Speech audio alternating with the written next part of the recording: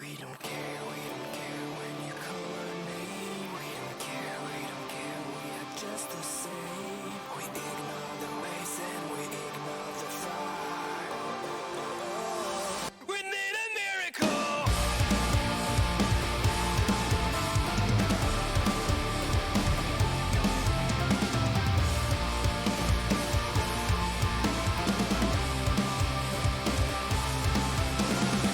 Watch over there, it disappears. We lose it all and shed no tears.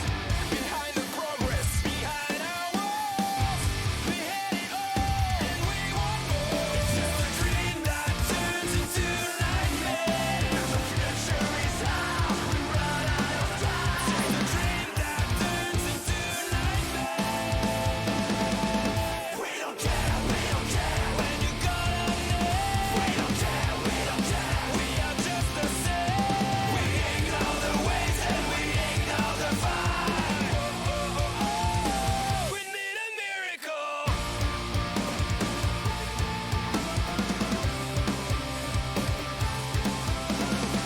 We know it's bad, then we forget. It's not a problem, it's not our fault. We know it's crazy, how all is said.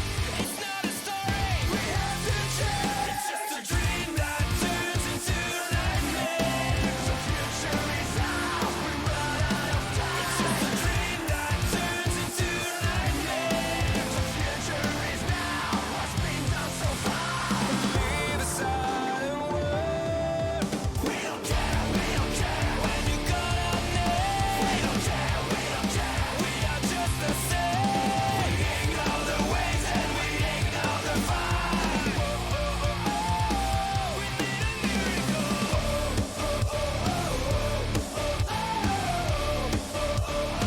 We need a miracle.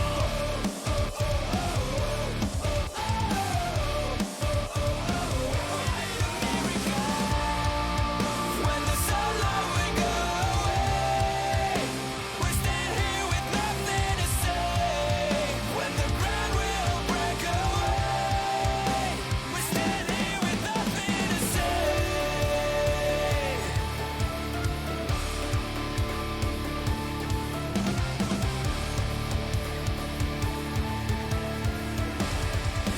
We don't care when you call our name. We don't care, we're just the same. We ignore the waves and we ignore the fight.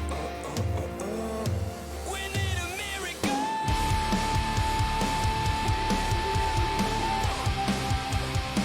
We need a miracle. We need a miracle.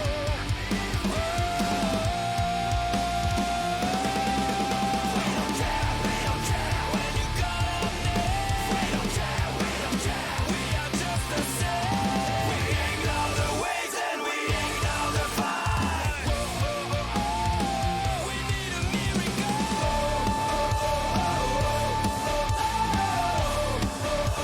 We need a miracle.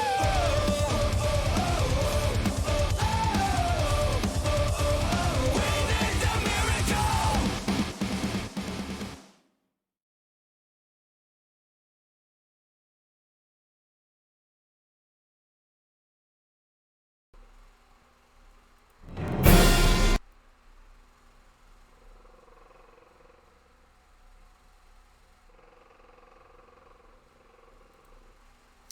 Hello there, Comic Clan, and welcome to episode 15 of the Comics and the Cross podcast, the greatest streamers you have never heard of.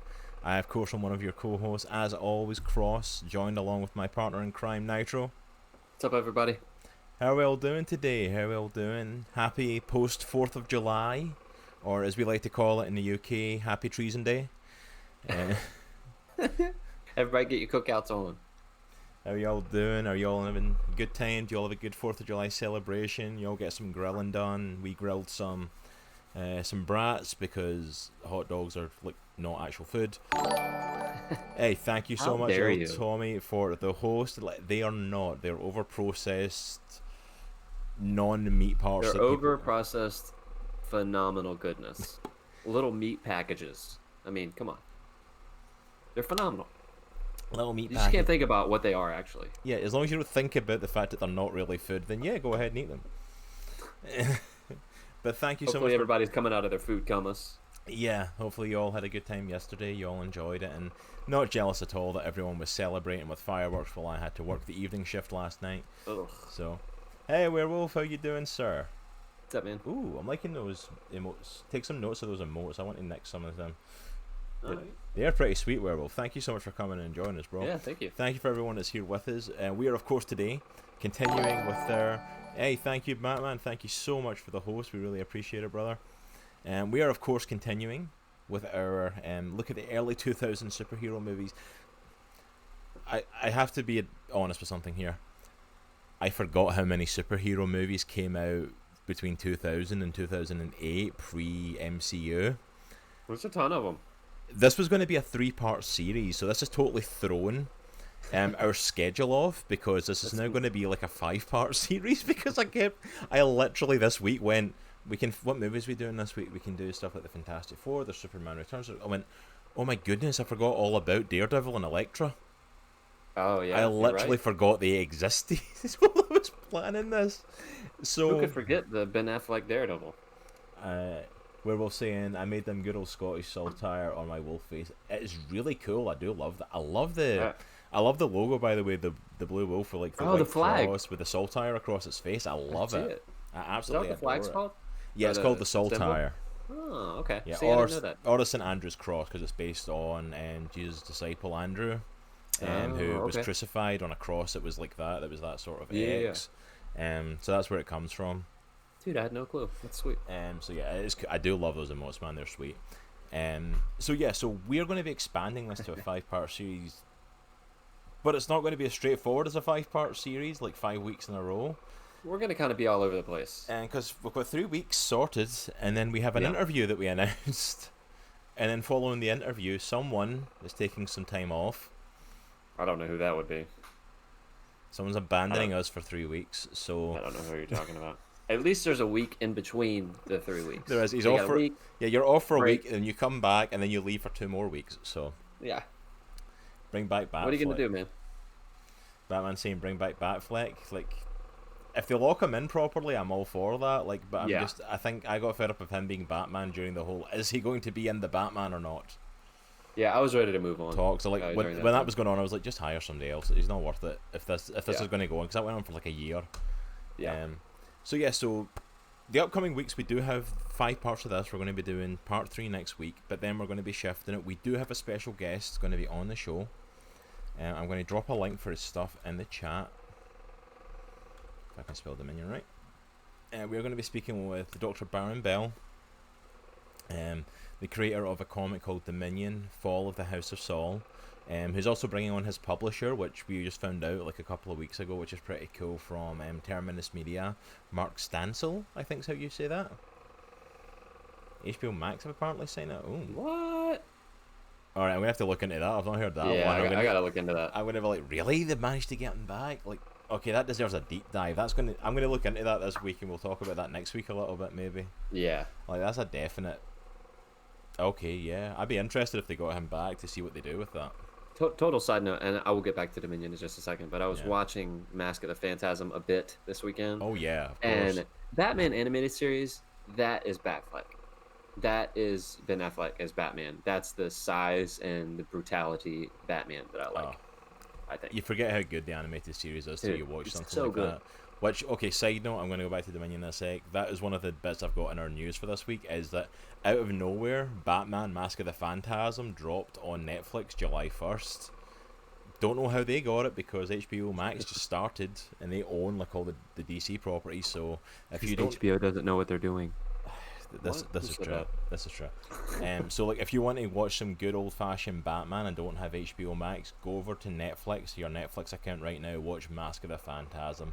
Yeah, it's just as good as you remember. Even if you've, hey Matt, how's it going, man? Matt's Geek Corner, shout out, man. I'm gonna give a shout out to him and see if this new. Okay, we've got a new chat bot, so I'm about to test if this actually works. Corner. Hey, it works. So shout out to Matt's Geek Corner, Nice. a good friend of ours who plays a lot of kind of retro games. He's been playing some different stuff from the older consoles. So go ahead and check him out and give him some love as well. He's as geeky as the rest of us. Hey, Bursted, how's it going, man? I'm doing good. How are you doing, bro? Gonna give a shout out to Bursted as well. Another friend that I've made in the last few weeks. He is actually one of the Mixer refugees. Well, hello, Infinity Bros. How do you do? I'm gonna say they're getting a bit formal. So yeah, there you go. Shout out to Bursted for Days as well. He's actually a Mixer refugee who came over to Twitch with the whole shutting down of Mixer crap that's happened. Go over and show him some love. He's an absolutely cool guy. So there's a couple of shout outs for you this week. Go and show Matt's Geek Corner and Bursted for Days some love. Absolutely phenomenal guys. Okay, before I get into other stuff, they're all sidetracking me this week. I'm going to get back to Dominion in a sec. So in case you haven't noticed, we do have a new chat bot. Everybody say hello to Skeets. Hey, Skeets. He was going to be called Jarvis after Iron Man, but to have like a chat bot through Streamlabs, you have to create an account for it on Twitch. See, trying to find a comic book robot that has not already been taken. It's freaking ridiculous. I love how everyone's yelling Skeets and the auto mod is like flagging it, thinking it's a swear word. That is phenomenal. Oh, it's fantastic.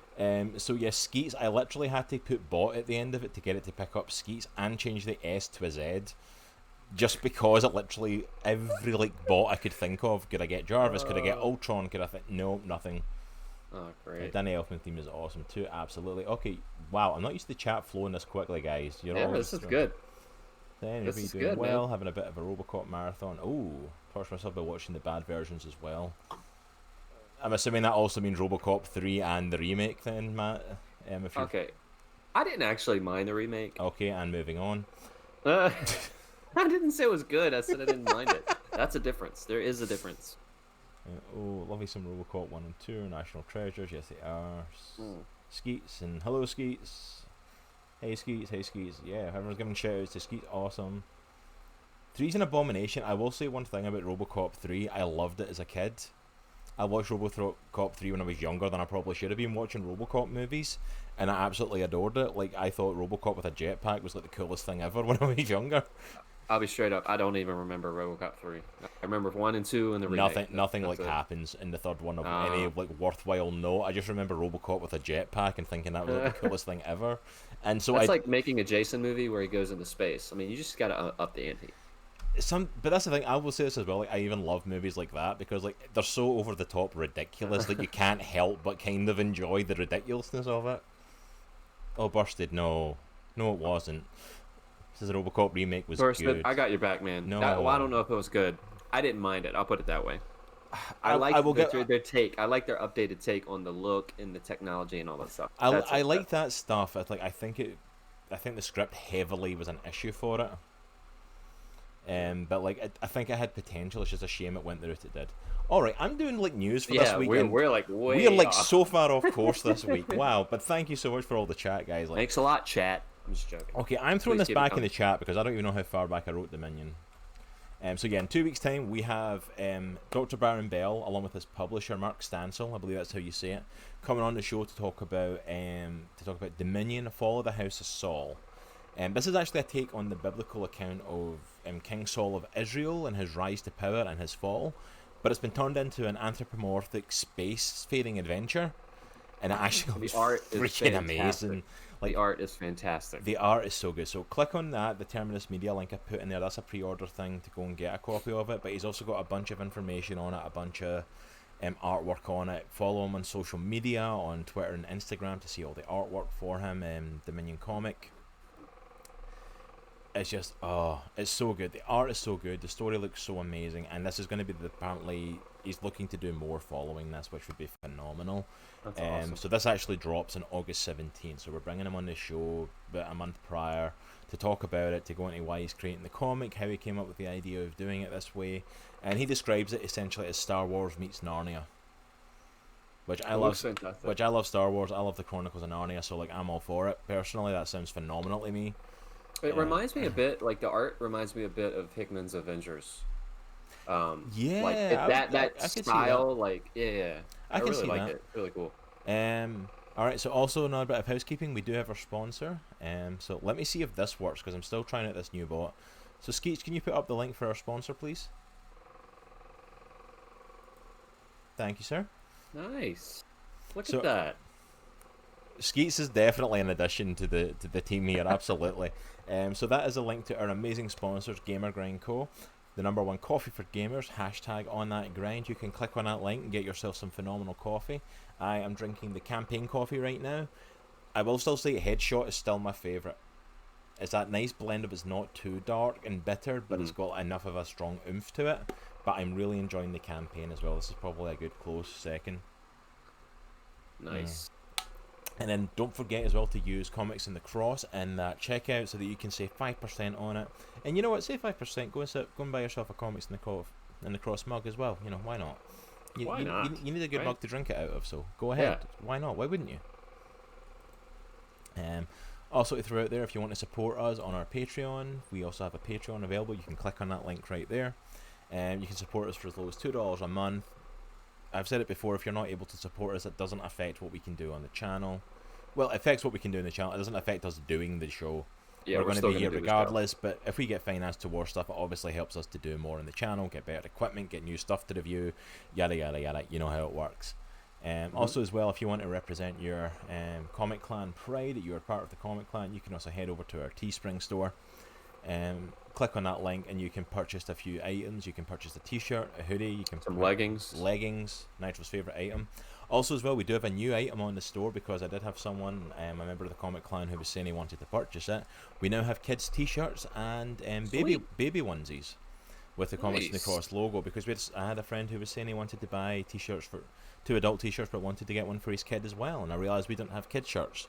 So That's you awesome. can now get them for your kid and your baby, which I will be purchasing one for my new baby that's on the way. He or she will be repping Comics in the Cross. Represent. So yeah, so I think that's kind of us. But yeah, in the next few weeks, Nitro's going to be taking some time off for stuff that was already planned way back before we even launched Comics in the Cross in March.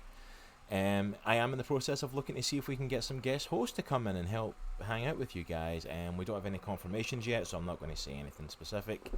But once we hear back, then I'll let you know. If not, then you get to see my lovely face for a few weeks, just me. Aww. All the time to myself. You're stuck with me. You gotta make sure you zoom in really close if it's just you. Oh yeah, I pull up the solo camera right now, but like the system's like really weird because I'm using the camera through Discord for the video. I literally won't pull up the solo camera on this for some reason. Like I don't know why the system's like logged itself that way, but like yeah. You need to get one of those ring lights and put it like right in front of your face, and then zoom way in. Well, that's what so I'm your doing the next face couple of days. I'm going to buy fills the these whole- fancy lights over here and all this stuff and get this nice glow around me. And you need to lower your voice and get close to the mic. Let me Hello. get in. Well, we're doing some Scottish ASMR this week. Thank you for Is that what we're stopping going by. for? We're going to do some ASMR. Dude, that stuff is so annoying. I'm sorry if anybody likes that. We could still be friends. We got Skeetbot's also doing his job by doing some of the timer stuff. I love this new chatbot.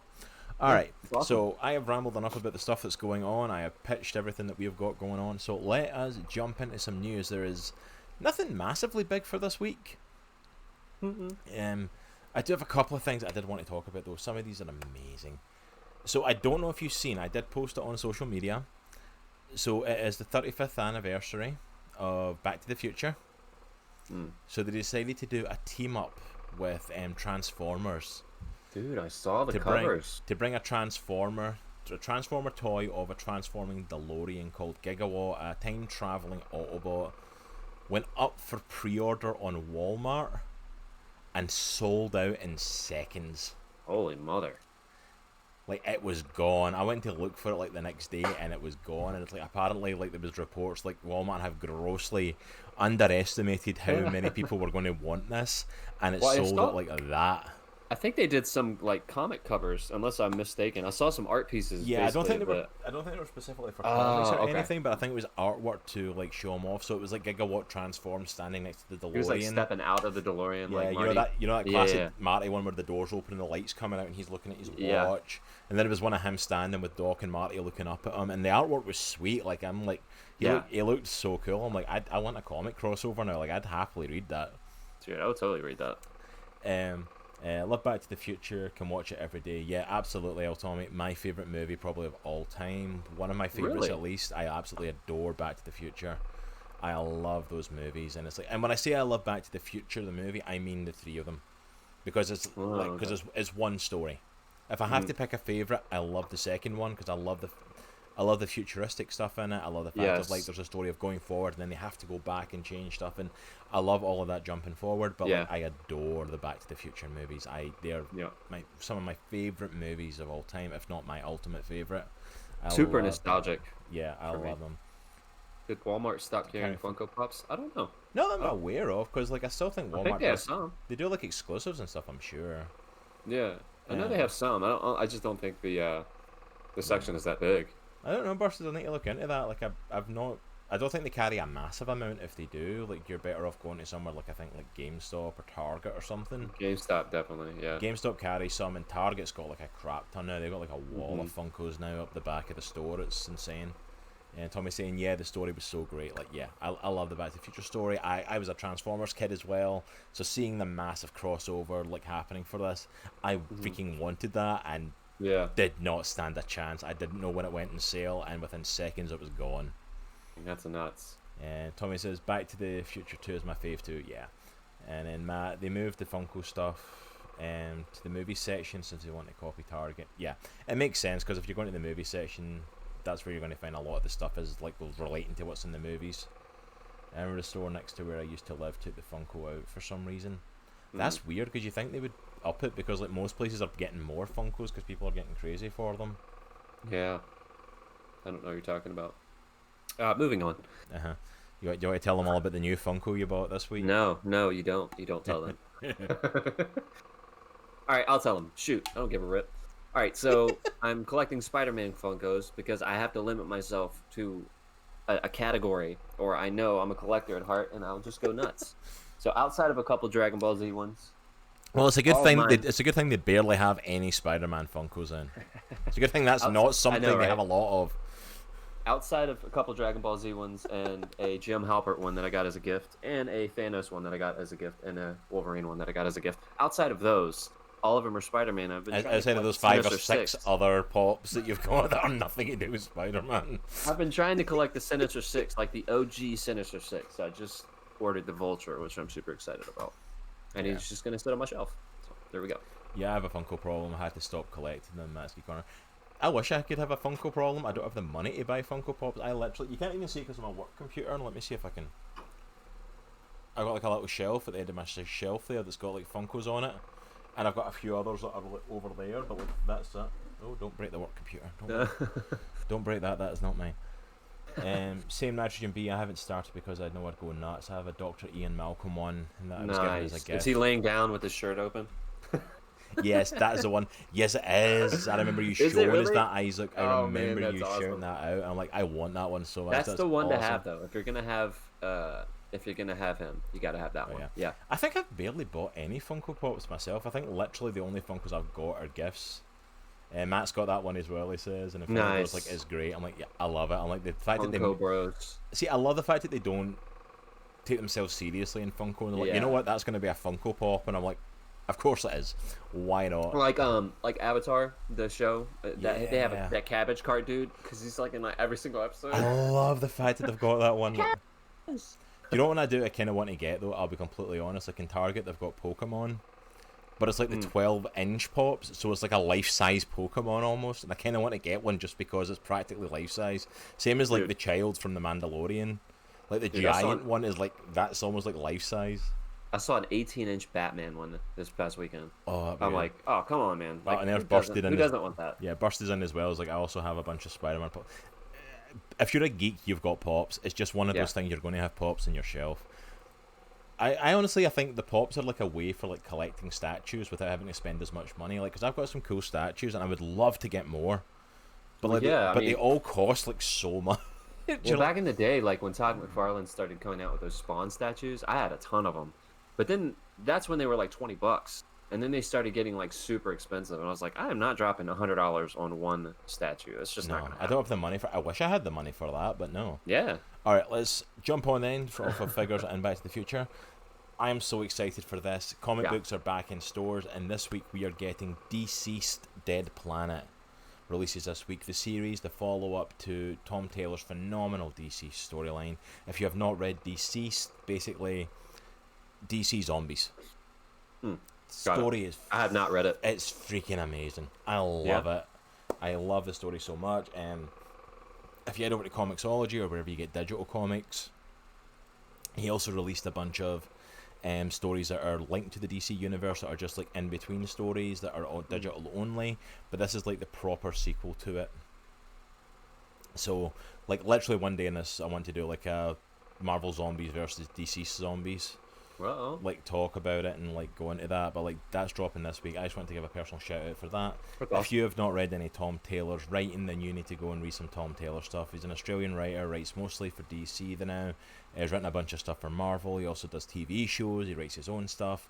The guy's just phenomenal. I've not read something or heard of a story of his I have not enjoyed. So massive shout out to Tom Taylor. He's such a cool dude as well. Go. Infinity Bros say, have you read Marvel Zombies, and how is Deceased in comparison? I have not read either. I've So- read Marvel Zombies, and I've watched like catch up videos for like the laters, like the sequels. Marvel Zombies is interesting.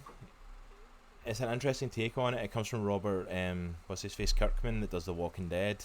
Oh yeah. So it's got a very specific feel to it. I personally prefer Deceased, because Marvel Zombies is literally a bunch of zombies, and the later ones they all get like 5 of them get like the power cosmic and stuff. They destroy Earth and go like to devour other planets and all this. And you get like crossovers with the Midnight Suns trying to kill them all because they're supernatural, and it gets backcrap crazy. and it's a lot of fun. It's a lot of fun, a series. Go into it not taking it too lightheartedly. Don't take it serious, take it lighthearted, sorry, and just enjoy. But like personally, I prefer Deceased, because Tom Taylor goes at the bat, like literally, and I don't think this is a major spoiler because it happens in the first issue. They've got the zombie Batman on the front cover. Batman's dead within the first issue. Dang. And when I mean dead, I mean he turns into a zombie and he is killed, he's put down. Dang. And it's like, it's so cool just to see the story and the way it develops, and to see the characters turning, and it's like it has this big somber ending to it, which I'm interested to see how they continue. And then even the continuations of it, like the first big continuation, it's basically because we focus on the heroes, so it's like the supervillains come together and like what did they do during this time. Oh yeah. And then you've got like Jason Todd, Commissioner Gordon, and Cassandra Cain's Batgirl in Gotham. Like, well, what happened to them when the heroes all disappeared out of Gotham? And I'm like, he was just kind of left there. I have not read the International Haven't Iron Man either. comics burst. I've heard some great stuff about it because it's very much taking Tony Stark and going into his past and looking into his parents, because his parents turn out not to be his parents, and he goes on a hunt for them to find who his real parents are and stuff. I've heard good stuff about it. I've not read it personally. I'm not a massive reader of the Iron Man comics. I Yeah, never me really neither. have been. And it's one of those things, like I love the movies, but I've never got into his comics. Same with Captain America. Like I love the movies, but the comics have just never really gripped me. Yep. But I've heard great stuff. If you want to check it out, I've heard nothing but great stuff. This is me coming from someone that's not a massive reader of Iron Man. It's so good, more like a James Bond. I've heard that. Yeah, I've heard it's more like an international man of mystery type of story. It's like I've heard some great stuff about it. But yeah, so I just wanted to shout out Deceased. If you've not read Tom Taylor, go give him a read. Go check out his stuff. He's phenomenal. My next bit of news we already mentioned, Batman Curse of the Phantasm is on Netflix. Once you're finished listening to us, go watch it. Put it on your list right now. Go watch it later. Yeah. It's worth seeing again. Even if like within the first, if you've never seen it before, in the first 5 minutes you'll know who the Phantasm is. You watch it and you're like, oh yeah, I know who that is. That makes sense. no, you know what I mean. I'm not gonna give any spoilers in case anyone hasn't seen it yet. It's worth checking out. But I'm like, yeah, I haven't finished watching it. I watched it way back, obviously when it first came out, but I haven't finished it rewatching it currently. And I honestly I forgot who it is, so don't spoil it for me. it's You can text me. I'm just joking. yeah. All right. Also, as well, I want to give a shout out to Power Rangers. Grew up watching Power Rangers. This week they celebrated the 25th anniversary of the release of the Power Rangers movie in the cinema. Wow. Totally remember that. Which I'm like, That was a big deal, man. That was a huge deal. I think that's the thing. See the way Power Rangers is seen now, and like by today's crowd, I don't think people will fully understand just how big Power Rangers of the movie was coming to the cinema. I was Power Rangers crazy. Like that was my jam when I was a kid. I was all about Power Rangers, and then going to the movie, having a massive movie, I was all about that. And it's like, and it wasn't like a. It wasn't like when they did Turbo, a Power Rangers movie, where it was basically just a feature-length episode.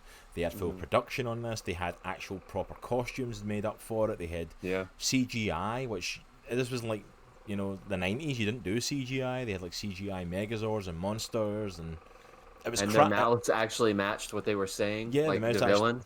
The mouse matched the villains, you know, and it's like, you know, they took the helmets off and it was actually them. You know, they were in the fight scenes. Even if the fight scenes were ridiculous, I always remember, like, what was it, the 5-minute backflip in the opening fight scene where, like, they were, like, 2 or 3 of them just started following each other, backflipping through the villains. So I remember when the movie came out. So I'm 37 now. So 25 years ago, I was 12. So I was just almost kind of growing out of the Power Ranger phase because I had grown up with the TV show. And I had a friend who was like 2 or 3 years older than me. One of my best friends who was like getting hardcore into music and hip hop and stuff, and he would relentlessly make fun of me for liking Power Rangers. And I desperately wanted him to go to the movie theaters with me, but he wouldn't. But so I went. I think I went with my mom, so that was fun. But yeah, dude, I totally remember that movie. Yeah, I love it. It's so campy, it's so over the top, it's so ridiculous, but I would happily go back and watch it in a heartbeat. I'm a Power Rangers guy. Like, one of my greatest moments of my geek career is, I don't know if you can see it in the shelf there, like right there. That's it's not a Funko Pop, it's like a Japanese vinyl thing. I can't remember the name of it, but it's of the White Ranger, and I actually met Jason David Frank, the original Green and White Ranger, and had him sign it. Like, I've got a picture of me standing next to Jason David Frank. Like, that's one of my happiest geek moments ever, was getting to meet the Green Ranger. Like I was just freaking out so much. Such a cool dude as well. Bursted for Days said, "What did you guys think of the most recent Power Rangers movie?" I didn't mind it. I didn't mind it. I thought it was okay. I will give them credit for trying to go a different direction with it. Yeah. And try to revamp it and do something different, because like it was, you can't redo what the kids show did. You have to do something different. Yeah, and I appreciated what they were trying to do. Don't get me wrong, I wasn't impressed with certain stuff. Like I didn't think the Megazord was that. No. It looked crap. Like, you could have done so much a better design with that. I hated Goldar. It was just a big golden thing, and I'm like, awful. I don't mind him being made of gold. Just actually design him. Elizabeth Banks, as I forgot her name. Oh, it's Rita. I think it was awful. I thought it was awful. I thought she was. I thought she was all right. I thought she did a decent job with it. I don't know. Bryan Cranston as Zordon was a nice touch, because Bryan Cranston, for people that don't know, was a voice of a lot of the monsters in the Power Rangers show before he became a big name. I like the way that they did it too, like with the moving blocks. Like, it looked like one of those like pin things you used to put your hand into and stuff like that. That was so cool. I would definitely be okay with the sequel. I feel like I want like to see when people remake stuff, they over-engineer some things, and I think they might have over-engineered, like you were saying, Cross, like the Megazord, I think, and I think their outfits were like way too much. Yeah, I think they can tone those down just a tad. I want to see them pull everything back, and I want to see them kind of. I'd love to see what they've done with a sequel, and I've got to admit they hinted in the end credits at Tommy and at the Green Ranger, and I would love to see what they would do with a Green with Evil. Agreed. Storyline, and like, because that was like one of the most epic things ever. So like, I'd love to see what they would do with that. Yeah, I think it'd be cool. So throwing after that, Tommy says, "Yeah, I remember to rush home from school and watch Power Rangers." Yeah, man. I absolutely loved it. Absolutely loved the Batman new Power Rangers animated movie too. Yeah, it's like, I'd be okay with a sequel. Yeah, and it's like, I thought it was pretty cool from the Infinity Bros. Max is a huge Power Rangers guy, and he loved it. Yeah, like that's the thing. I didn't think it was too bad. I liked some of the casting for it. I liked I can never say his name. Dacre Montgomery, the guy that's in Stranger Things. I think he played the Red Oh Ranger. yeah, yeah. I thought he was great. I thought he did a great job.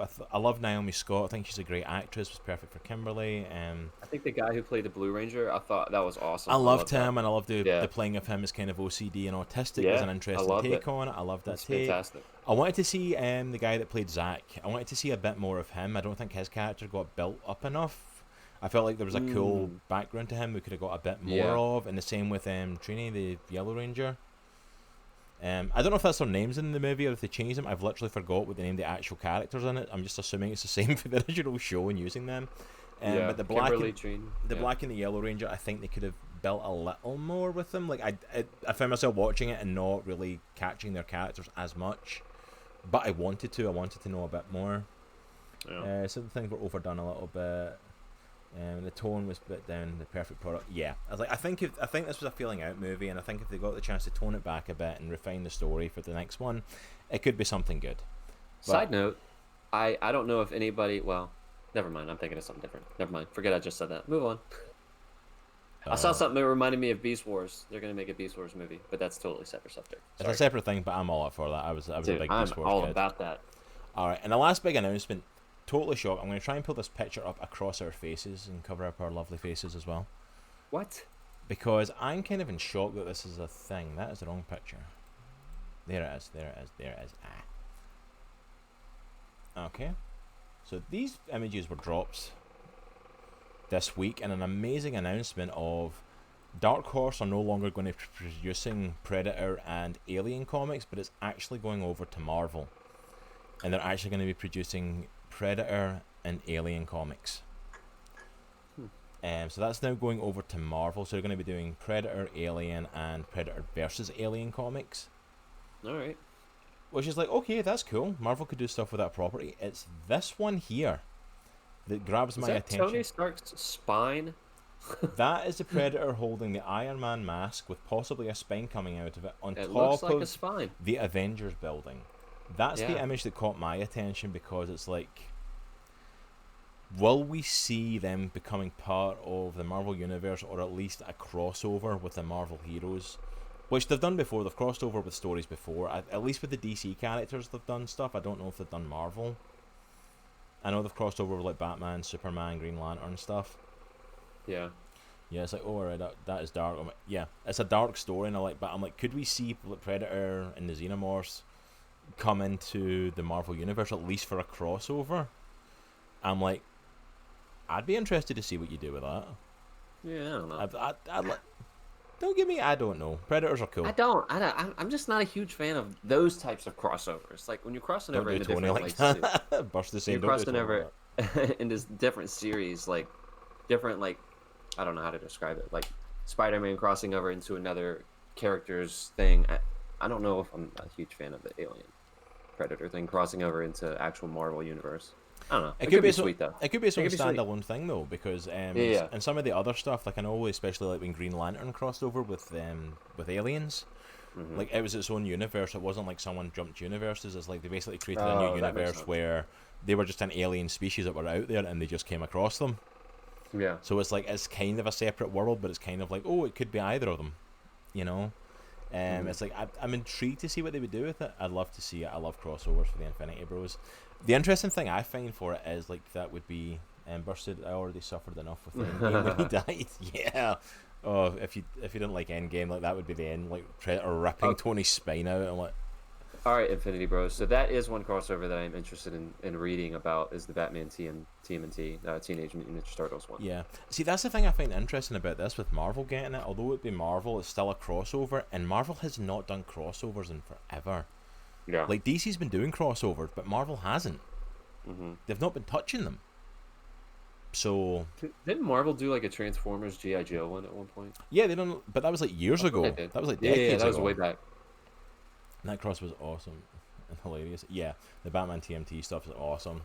That's why we got like 2 sequels to it. 3 if you count the animated show like crossover thing that they did in the comics. Hey, what's up, Bat? Thanks for joining me. Hey, Bat, glad you check it live for a little while. Yeah, not seeing you in here for a while, Bat, for a live show. Glad you could make it, man. But yeah, that's that I think would be interesting to see what they do. I mean, it's a big deal them going there, but it makes sense, you know. It's kind of like when like Dark Horse used to produce Star Wars comics, and then like obviously Disney brought Star Wars, so it makes sense for Marvel to be producing it. So now that they own Fox, it makes sense that Dark Horse doesn't do the Predator Alien comics anymore, and it does go to Marvel. So I'm intrigued to see what they do with it. But that Predator image, like the Alien image, the Xenomorph could be anything. That could be anywhere. But like the Predator one is 100% a thing of like this is either a big image to grab attention that they're coming to Marvel, or it's hinting at a crossover of some sort. He just murdered Tony Stark. Yeah, pretty much. Infinity Bros, Marvel's gotten a bit of a god complex since the MCU was taken off, so they haven't done much small scale stuff. It'll be cool to see them get back into crossovers. Yeah, like that's the thing, like they've gotten a bit of a god complex, but the thing is their comics aren't selling that much more that they should have a god complex. Like the movies are a separate thing almost. Yeah. It's like, whereas like DC's been like, yeah, let's cross over with everybody. Yeah, we'll do this. Yeah, we'll cross over with that. We'll do this. You want to see the Justice League meet the Power Rangers? Yeah. You want to see Batman team up with the Teenage Mutant Ninja Turtles? Why not? Sure. Green Lantern. You want them to cross over with Planet of the Apes? Why not? Why not? And I kid you not, all these crossovers exist and many more. Injustice Universe versus He-Man, Masters of the Universe is a thing. It's like, do we have any spare multiverses? Oh, we do? Yeah, let's just do that one then. DC's just throwing stuff out, and I'm like, and it's like, Marvel, are you afraid of printing money? Because people will read them. Yeah. It's not like they won't. Maybe we could see an awesome Alien versus Predator movie. Maybe. Yeah. You know, absolutely, I'd be all up for that. Anything's better than Alien versus Predator Requiem anyway. Hey, that's a really cool Alien Predator. Here's a close-up of its face. For the whole movie. We have no idea what the rest of him looks like. It's like, that's cool, you've got Predators and aliens fighting. I would like to see it. I would like to see them actually fighting and not like a close-up and like, what's happening? No idea. Like, that's, you know, Disney, you want to make something good, here's your chance. Yeah. Make a good Alien versus Predator movie and stop Ridley Scott doing whatever he's doing. See, I was excited for the new Alien movies. But I just feel like they're weird. That right there. That's why Ridley Scott needs to be stopped. Like that. They're just. I mean, I love the aesthetic, and I love everything about him, like visually. It's just like they're just weird. Oh, I need to see that now, Busted. I need to see Predator in an Iron Man suit. Dude, that. I need to see a Predator Iron Man suit now. That's something that has to happen now. I will not rest until that happens now. That would be phenomenal. Oh, that would be so cool. That's funny. All right. So that's kind of the end of the news that I've got. I don't really have anything else unless you've got anything to throw in. Nope. Nothing else. Nothing else for me. So yeah, we've thrown in some plugs. Let me do some plugging before we hit the main issue today. If you want to catch up on any stuff, like part 1 of this series talking about the early 2000s, superhero movies, or any of our other previous stuff, you can find it here on our YouTube channel. Go over there, check out our previous playlists, hit that subscribe button to stay up to date. And if you want to continue the conversation afterwards, you can also hit us up on Discord and join the conversation there. Although I'll be honest, it's mostly going to be Nitro you're talking to. I kind of suck at that stuff. And then also hit us up on our social media pages there. If you work mostly on Twitter, Instagram, or Facebook, we have pages on all of those. You know, for the few of you that actually use Facebook. But Twitter and Instagram we're fairly active on. Yeah. But yeah, so I say we jump straight into our topic for today now. We're at a good point to kind of hit that. We are continuing part 2 of our talking about the 2000 superhero movies. Today, we had to split these again because, like, literally we thought we're going to do Spider-Man as a series, X-Men as a series, Batman and the Christopher Nolan movies as a series. And I thought we can do another one to throw in all the extras, and I forgot how many extras there were. There were so freaking many. Yeah. Like all one-offs, like all these one-offs. So today we're going to be talking about the Fantastic Four movies. So that's Fantastic Four, Rise of the Silver Surfer, and Superman Returns. But saying I had a great alien backstory that I had made up in my mind, and Prometheus came out and ruined the alien backstory to the point I didn't even care where they came from. Yeah, pretty much. I like. Do you know what makes a monster really scary in a horror movie? Just explain telling us every bit of their backstory of how they became that monster. I mean, isn't the best Texas Chainsaw Massacre film Leatherface, where they tell you how he became Leatherface. Because it makes him much more scary. And like, yeah, you know, like that's a bit, you know what Jason film they haven't made yet that they totally should. How he became this masked murderer. How did Freddy Krueger become who he is? Oh, we need a whole movie dedicated to that. We don't just need 10 minutes of backstory. Let's make a movie to it. No. Alien did not need it at all. Yeah, agreed. I think no one really cared where the aliens came from, to be fair. Bursted. I know where the aliens came from. They came out of the eggs that they found on the ship that latched onto people and created a xenomorph. Yeah. That's where they came from. That's all I need to know. You know, all I need to know is that John Hurt was impregnated with an alien and it burst out his chest. I don't need more backstory than that. That's fine. Correct. That's absolutely all I need. But yeah, so we're going to kick off. I'm thinking kicking off with the Fantastic Four movies. Yep, that works.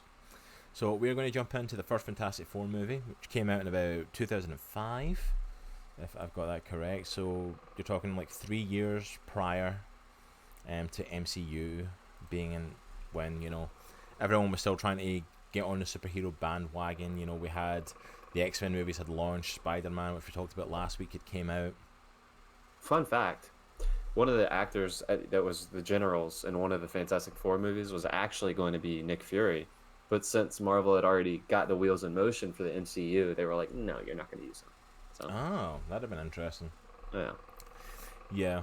It's like, that'd have been interesting to see. I'm assuming it's probably the general from Rise of the Silver Surfer. Yep. Yeah, that's the Yeah, guy. they did in that one. Like, he's a cool actor. I do like him. I don't know his name off the top of the hand, but like I've seen him in a few things. I don't know either. But I say, I hope Disney do the Fantastic Four some justice. Sony didn't do it yeah. for me. Yeah, no, absolutely. And it was Fox that had them, and literally, it was crap. Like, it's like that's one of the big things for this movie. Like the first Fantastic Four. Like, I was excited when this came out because like I was a fan of the Fantastic Four cartoon when I was a kid. They had a cartoon out in the 90s, and like I was a fan of it. I liked the Team of Four. I loved them. I was a big fan of Johnny Storm because every kid is until you grow up and realise he's an annoying twat. And the Thing is awesome. Ben Graham. It's like reading about Reed and Sue, and the whole family dynamic of it. It's so cool. And I mean, let me set the stage for this. If you don't know the comics at all, this is the superhero team. This is the family that launched modern Marvel comics. Mm-hmm. This was Stan Lee's last shot at making a comic. He was literally about to quit comic books. Hey, Jay Sanchez, just missed us talking about the news, bro. We're just getting into talking about the Fantastic Four movies. But like literally, Stan Lee was getting fed up of writing comics, but went home to his wife and said, "I'm going to throw it in. I'm done. I can't write the stories I want to write." And she says, "Well, you know what? Use this next issue to write the story you want to write. You're going to quit anyway. What they're going to do? Fire you? Get it out your system, and then you can move on from it." And he went okay, and he wanted to create a superhero team inspired by the Justice Society of America over in DC, a team of heroes, but he wanted to make them human. He wanted to make it a family dynamic, and so he created the Fantastic Four. He made them a family, and it took off. Yeah. Stan Lee and Jack Kirby like launched the Marvel Universe based on Fantastic Four, and it hit the ground running, and comics were literally changed from that moment on. This affected the span of how comics were written. Marvel is now like the highest selling comic book publisher today because of what Stan Lee did in the 60s and bringing the Fantastic Four to light. They are Marvel's first family. This is like one of the biggest things. Like, everyone's seen the comic cover of the first Fantastic Four issue with the monster coming out of the ground and like grabbing Sue and like Reed stretching out of it, and Johnny flying through the air. Everyone's seen that cover. It's an iconic cover. So let's make it a movie. It's one of Marvel's biggest properties. It's one of the few. And let's point out, this is one of the few that Fox got. You know, Fox, they were selling off their big name properties. So like they'd already sold off Spider-Man and the X-Men, so they sold off Fantastic Four. They tried to make a Fantastic Four movie before. It bombed. It didn't make it. It didn't even make it to finish production and get released. You can literally like look it up on like YouTube and stuff like that and find clips of it and stuff. It's like it's it's so hokey and bad. So this was the next launch of it because everything was doing so well. They had a hit on their hands with the X-Men. Spider-Man had got people's attention. People were asking for comic book movies. So Fox went, hey, here's a Fantastic Four. One. Yeah. Our X-Men stuff's doing good. Let's make the Fantastic Four. And they did. Ooh, did they? Name me another superhero movie that lasts as long as this, where nothing happens. Dude, somebody, I was watching a recap of it, and somebody says this is literally the only superhero movie where they spend the entire movie trying to get rid of their powers. That's literally the plot. Like, Yeah. oh, we got these powers, we got to get rid of them. Like, nothing happens. Like, do you want to fight a supervillain? We'll fit it in the last 5 minutes. Do you want to fight crime? Nah. Help humanity? Nah. You want to develop characters? Nah. Definitely don't do that. It take 2 movies and they still don't fricking do that. It's, just to give a bit of personal context as well, like, I didn't grow up reading Fantastic Four at all. Mine was Spider-Man and X-Men. So this was my basic introduction to Fantastic Four. So I was not really impressed. Oh. I didn't know who Doctor Doom was. I didn't really know the dynamics of the Fantastic Four. I didn't know Galactus, Silver Surfer. I didn't know any of that stuff. I knew who they were, but I feel like talking about how wrong the villains are, and that's just practically an episode in itself. yeah, I agree, 100%. Like, Can we just say they're wrong? Both of them are absolutely wrong. Yeah. I'll give it one note of credit. It's not Fan 4 stick. I will say It's better than that. I agree, 100%. I think the outfit and the mask of Doctor Doom, it's pretty sweet. I was going to say that, like, Doom's outfit isn't too bad. Like, No, it's not too it's bad. not phenomenal. No, But it's not. considering it's like a 2000, It's like a really, really good cosplay. considering like a 2005 like superhero movie, I'm like, it's actually not bad. I mean, it at least looks like Doom. Like, he puts the mask on, it looks like Doom's mask. He's got the green cloak. Yeah. I don't think it's as intimidating because Doom isn't as intimidating in this as he should be. Yeah. He's not a threat in the least. But Yeah. like literally, yeah, this movie, nothing happens. Oh yeah, Fan 4 stick was so bad. Oh, 100%. Hope Disney does something infamous Iron Man. That'd be cool. But I don't know if we'll get anything towards the Iron Man side of stuff now that Stark's dead. I'll take these old ones 1,000 times over Fan 4 stick. Yeah. Nope, I think Nitro's getting shouted on.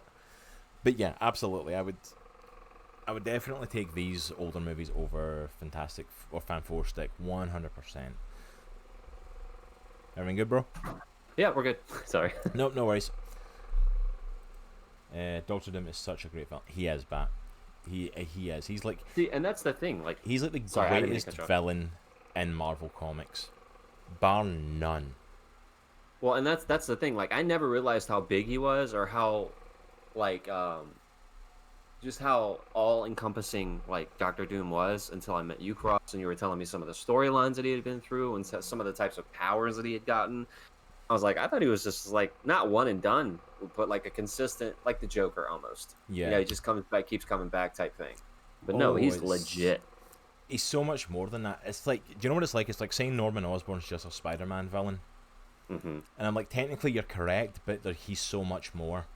Yeah. In the comics, like Doctor Doom is like so much more than what he's led up to in these. Like, he Yeah. is like one of the ultimate threats. All I'm going to say is Secret Wars from 2015. The man literally took the powers of Molecule Man and reshaped the universe and put himself on top as the God King Doom. Hmm. And that's not a one-off. That's just the most recent one where he kind of went all powerful. Like, he's done it plenty of times. The original Secret Wars, he took the powers of the Beyonder, an amazing alien that like created like the Secret Wars stuff, and like, Yeah. I'm going to take over everything. Like, it's literally I will literally put links up on social media later when I look them up, like for videos on the backstory of Doom and comics to check out on the backstory of Doom, because you don't get how much of a threat he is until you get where he came from and who he is. Yeah.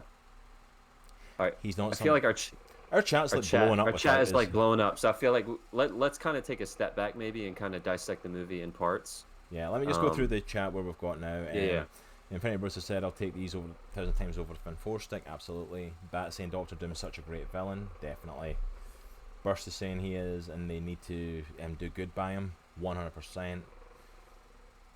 Disney doing Iron Man? No. As far as I know, they're not going back to the Iron Man stuff right now. They wouldn't.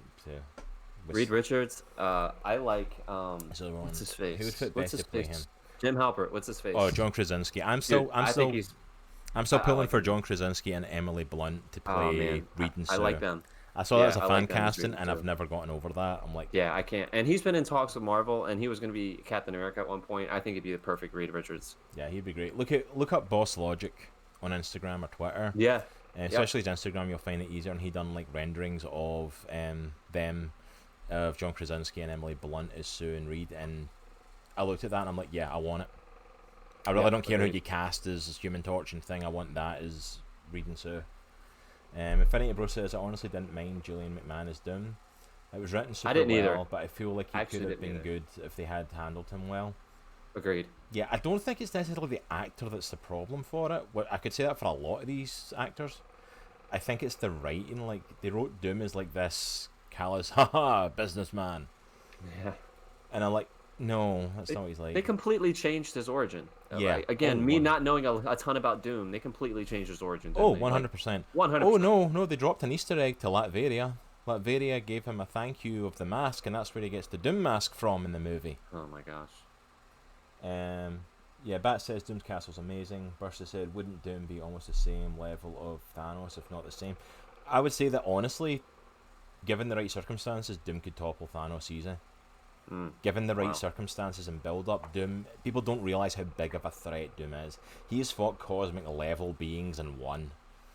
Wow. He went into the depths of hell to face Mephisto just to get his mother back. It's like, people underestimate how good Doom is, and like, if you've only ever seen the movies, you've not seen the real Doom, and you are missing out on Doom 100%. Yeah. Doom should be the next big baddie in the MCU. I totally agree. He should be the next one, the next Thanos that they build up to. Like, the next 3 phases should build up to fighting Doom. Infinity War is so underrated as a villain. Yeah. I got strong like DCEU vibes from this movie because I felt like they were trying to fit so much in with Doom into the first and second movie. Like all the biggest Fantastic Four villains, which granted they don't have a lot, but fit all of them into these 2 little movies and they just screwed themselves. Absolutely. So yeah, let's jump into kind of like taking the movie apart then, and the kind of story of it and stuff. So, in the first movie, you basically get the setup is that Doom's the one that's basically behind this whole going to space to like study these cosmic rays. He has a space station up there. Sue Storm's working for him at the time, and they enlist Reed Richards to help, who brings in Ben, who they're like, oh yeah, this is my friend, he's also a scientist. No, Ben's not a scientist, he's a pilot. He's not the science. Or a cabbie. Yeah. I'm like, he's meant to be a pilot, he's there to fly the ship, that's it. Yeah. Yeah. And then out of nowhere, is like, Sue's like, oh yeah, we're bringing my brother Johnny too. Okay. Why are we bringing him on? And like, his opening scene is riding on a motorcycle, driving beside a sports car, kissing a hot model who's driving the sports car. Like, Okay. yeah, Chris Evans, the future Captain America, everybody. I will say peak Chris Evans though. Peak Oh, yeah. Chris Evans. I will say I don't mind him. Like, it's the writing that's mostly the issue, but honestly, Chris Evans is amazing. I'm not. He does as much as he can with what they give him. Yeah, I mean, he does. Awful. The writing's awful, but he does such a great job of it, of being him. Yeah, I agree. But yeah, so I don't get the team. Ben's there to be the pilot, although they keep calling him a scientist. Don't know why Johnny Storm's there. In no point in the comics is he ever referred to as a scientist. So, Bat saying, I was not a fan of Marvel's 2099 series, but Doom 29 was an amazing writing. I love Doom 2099 simply because it is literally Victor Von Doom. It's not someone else taking over the role. It's like, somehow he survived this long and he's still about, and it's like, yeah, I'm not surprised. Infinity Bro says he did great as a Human Torch. Yeah, I thought he did a decent job as Johnny Storm. I'm kind of glad like it stopped after this, because after these 2 movies, because I'm like, he was so wasted as Johnny Storm though. Like, when you see what he does as Captain America, you realise how limited he was in this movie. Yeah. Burst is saying, who would have seen that coming? Like, yeah. like wouldn't have seen it coming at all. But so they go up to space, and I love. I was watching someone reviewing it, talking about it, and he said they go up to space. They've had years to prep for this thing to happen, and then this thing out of nowhere changes how close it is to them within minutes.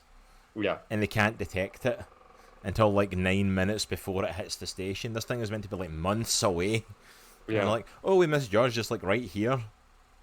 And I'm like, Well, and it was funny because like Sue Storm comes in and says, "Hey, do y'all want to do this?" And like within 6 weeks they're in space.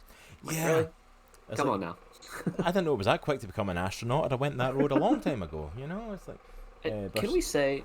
Can I say like? So I've been reading Hickman's Fantastic Four, and just the way that he portrays Reed Richards as this kind of like just ridiculously, just supremely intelligent dude who doesn't get sometimes interpersonal like stuff. Like Yeah. normal human conversation kind of just goes way over his head, but he doesn't play it for goofs.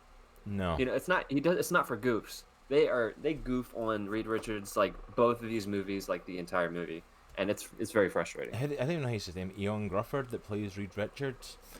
I like him as an actor. I've seen him do Yeah, he's amazing. great. He's done amazing jobs. If you watch the TV show Forever, he's pretty good in that. He also appears in the movie Amazing Grace, playing William Wilberforce. Phenomenal movie about getting rid of the slave trade in the UK. Phenomenal actor. So badly written as Reed Yeah. Richards. So badly written. Yeah, Infinity Rose is a big pictured guy. You don't care about personal relationships. Exactly, though, but that's it. Reed's intellect is like here. He is one of the smartest people, if not the smartest in the MCU. Yeah. The stuff he deals with is so far above everything else, and he gets so caught up in that he doesn't realise he doesn't do interpersonal stuff properly and doesn't connect with people properly. Yeah. I mean, Jonathan Hickman's Fantastic Four, that's one of the big overarching themes, is he meets all this council of Reeds, of all this multiverse of Reed Richards, who most of who have like left their families behind. Yep. Because that was the only way to focus truly on the bigger picture, was to leave behind all the interpersonal connections. Yeah. It's like that's the whole point. It's like Reed is like always on the balance of that. And that's what makes it a family thing, is like he's on this higher plane dealing with stuff, and they're trying to pull him back to earth a little bit, and like, well, we have to deal with this as well that's here. Yeah, with the cast. Yeah, I didn't have an issue with the cast in this. Like, I don't get me wrong, it's like stuff hasn't aged well, the script wasn't great, the CGI desperately needs updated. Yes. The thing needs to look like he's a boulder and not plastic. But Yeah, at first I was like, I really appreciate the fact that they tried to do practical effects with him. But Yeah. the more I watched it, like recaps of it, I'm like, it looks pretty bad. yeah, like it needs a bit more work, but I don't know how you do that. But I don't work in that field, so I'm like, I feel like the Thing needs maybe not to be as big as the Hulk in the MCU, but close. thank you so much, Brad, Close. for that 100 bits. We really appreciate it, Brad. Yeah, thanks, man. But yeah, it's like I like Michael Chiklis as the Thing. I think he was a good Yeah, I casting agree. choice.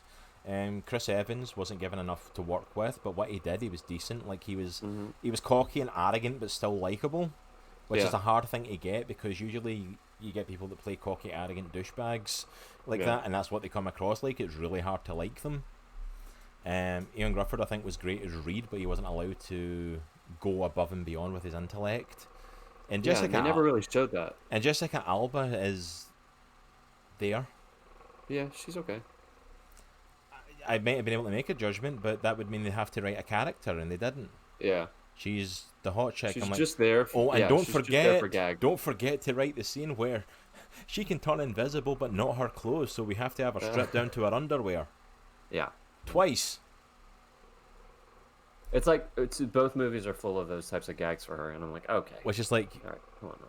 yeah, it's like, you know what? Yeah, she's hot. She's a good-looking woman. Yeah, she's Jessica Alba. She's gorgeous. Can you write a character for her now? Like, yeah, she's got boobs. Congratulations. Can we write a character so we know who Sue Storm is? Yeah. She's not just attractive, she's a wife, and she's a mother, and she's the heart of She's the incredibly Fantastic intelligent. Four. She's a scientist herself to a certain degree, not in the level of Reed, obviously, but she can hold her own. It's like, Yep. are we going to do? And no, we're not going to do that. Oh, you didn't do that for. Oh, yeah, yeah, they absolutely didn't. Infinity Rose, you wrote the word boob, and Skeets didn't like it. Yeah, they didn't do the 4 boob window that they tried to do in the 90s for her, with like, you know what, she's a mom and she's a wife, but she's hot as well. And I'm like, Oh my gosh. which is like, I don't know who designed that, but it's like No. But like, yeah, at least they didn't do that with her outfit. Although it's like, to be fair, if you've seen the outfit, and I'm like, yeah, like, it's like, we get it. She's got a cleavage. I'm like, that is literally our whole character in this movie. Is she's blonde, pretty, and has boobs.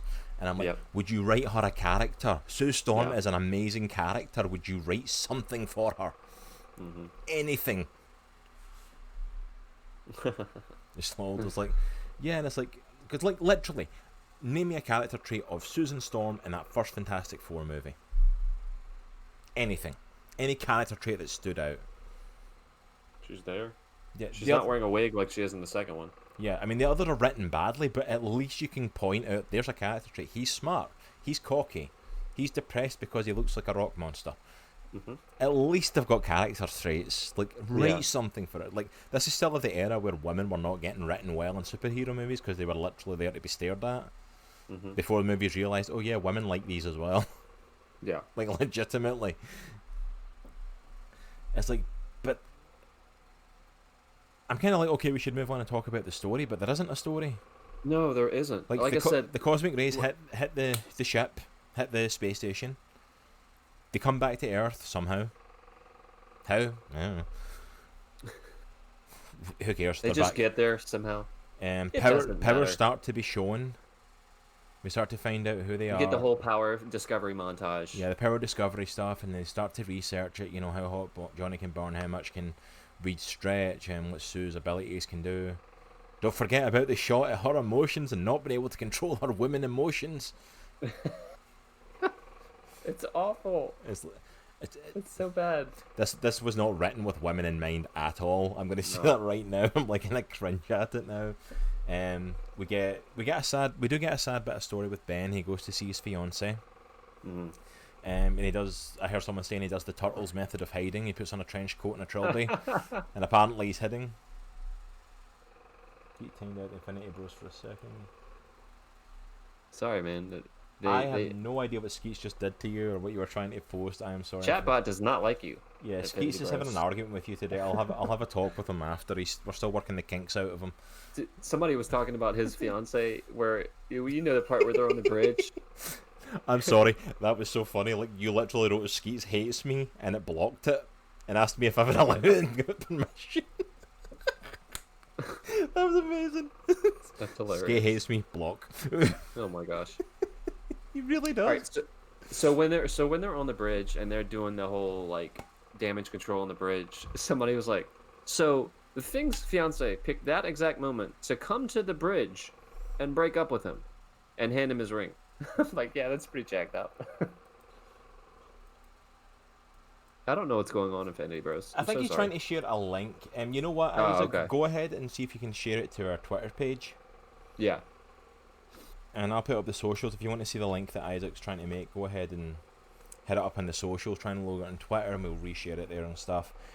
I don't know why Skeets isn't letting you do it, and I've not got the time to go into the settings and fiddle with it. Then I'll work on that this week and try and get him. But like, he is not a fan of you. I don't know why. All right, but yeah, like the whole scene, like we get this whole dramatic scene of him in his trench coat and his trilby. He tries to pick up the phone. He tries to dial, and his fingers look the size of the keypad. Yeah. On the public phone, he can't dial it, and she comes out and basically leaves and screams at him and runs away. So he then goes to sit on the bridge. I'm assuming George Washington Bridge, because that's the only bridge Marvel goes to. They're in this pillar saving stuff, and another pillar Spider-Man fighting the Green Goblin. You know, I'll try to post the clip I just made. I'm sorry, I don't know what it's doing, but I'll try and get it to work. It's a new bot, so we're still working the kinks out of Skeets. Yeah, we're trying to figure it out. So he stops a guy committing suicide by scaring the crap out of him. So he falls into the road. So he then jumps into the road and stops the truck by standing still, which causes a monster pile up. It causes a fire truck to start swinging off the bridge. I heard someone saying that, like, they literally don't save anybody that they have not put in trouble themselves. She's a mom, she's a wife, and she's hot as well. Is that what you clipped there? And I'm like, yeah, she is. Hey, that's how I describe my wife. She's a mom, she's a wife, and she's still hot. You know, she's like, I'm always hot. I'm going to say it. You know, Susan Storm can be. I'm loving it. But yeah, so like they get into the bridge and they he starts trying to save people's lives, and the other Fantastic Four just happen to be there. We get the first, bib flash of Jessica Alba, because the idea is, like, we can't get through the crowd to them, but you can. And her powers, she goes invisible, takes off her shirt and pants, and all of a sudden they stop working. Of course. Because, of course, they do. We save the people. And they get described, like, literally the guy at the fire department comes up. Who's the leader? Who asked that? Who asked that of a You team? don't ask that when you come up to a random group of strangers? A random group You never of ask people who have just saved people's life. Which one of you is the leader? I am the leader. And they get dubbed the Fantastic Four, and that's literally the action in the movie, apart from the final fight. Yeah, pretty much. Legitimately. The rest of it is they go back to the Baxter Building, which at least is called the Baxter Building. We get our Stan Lee cameo, which not a lot of people realise he's actually playing a comic book character. He actually plays the Postman who appeared in, like, the Fantastic Four comics in the beginning. Oh, cool. So it's actually a character, so it's a cool little throw-in for that. I did like that. So they go up, and Reed basically studies their powers for the next hour and a half.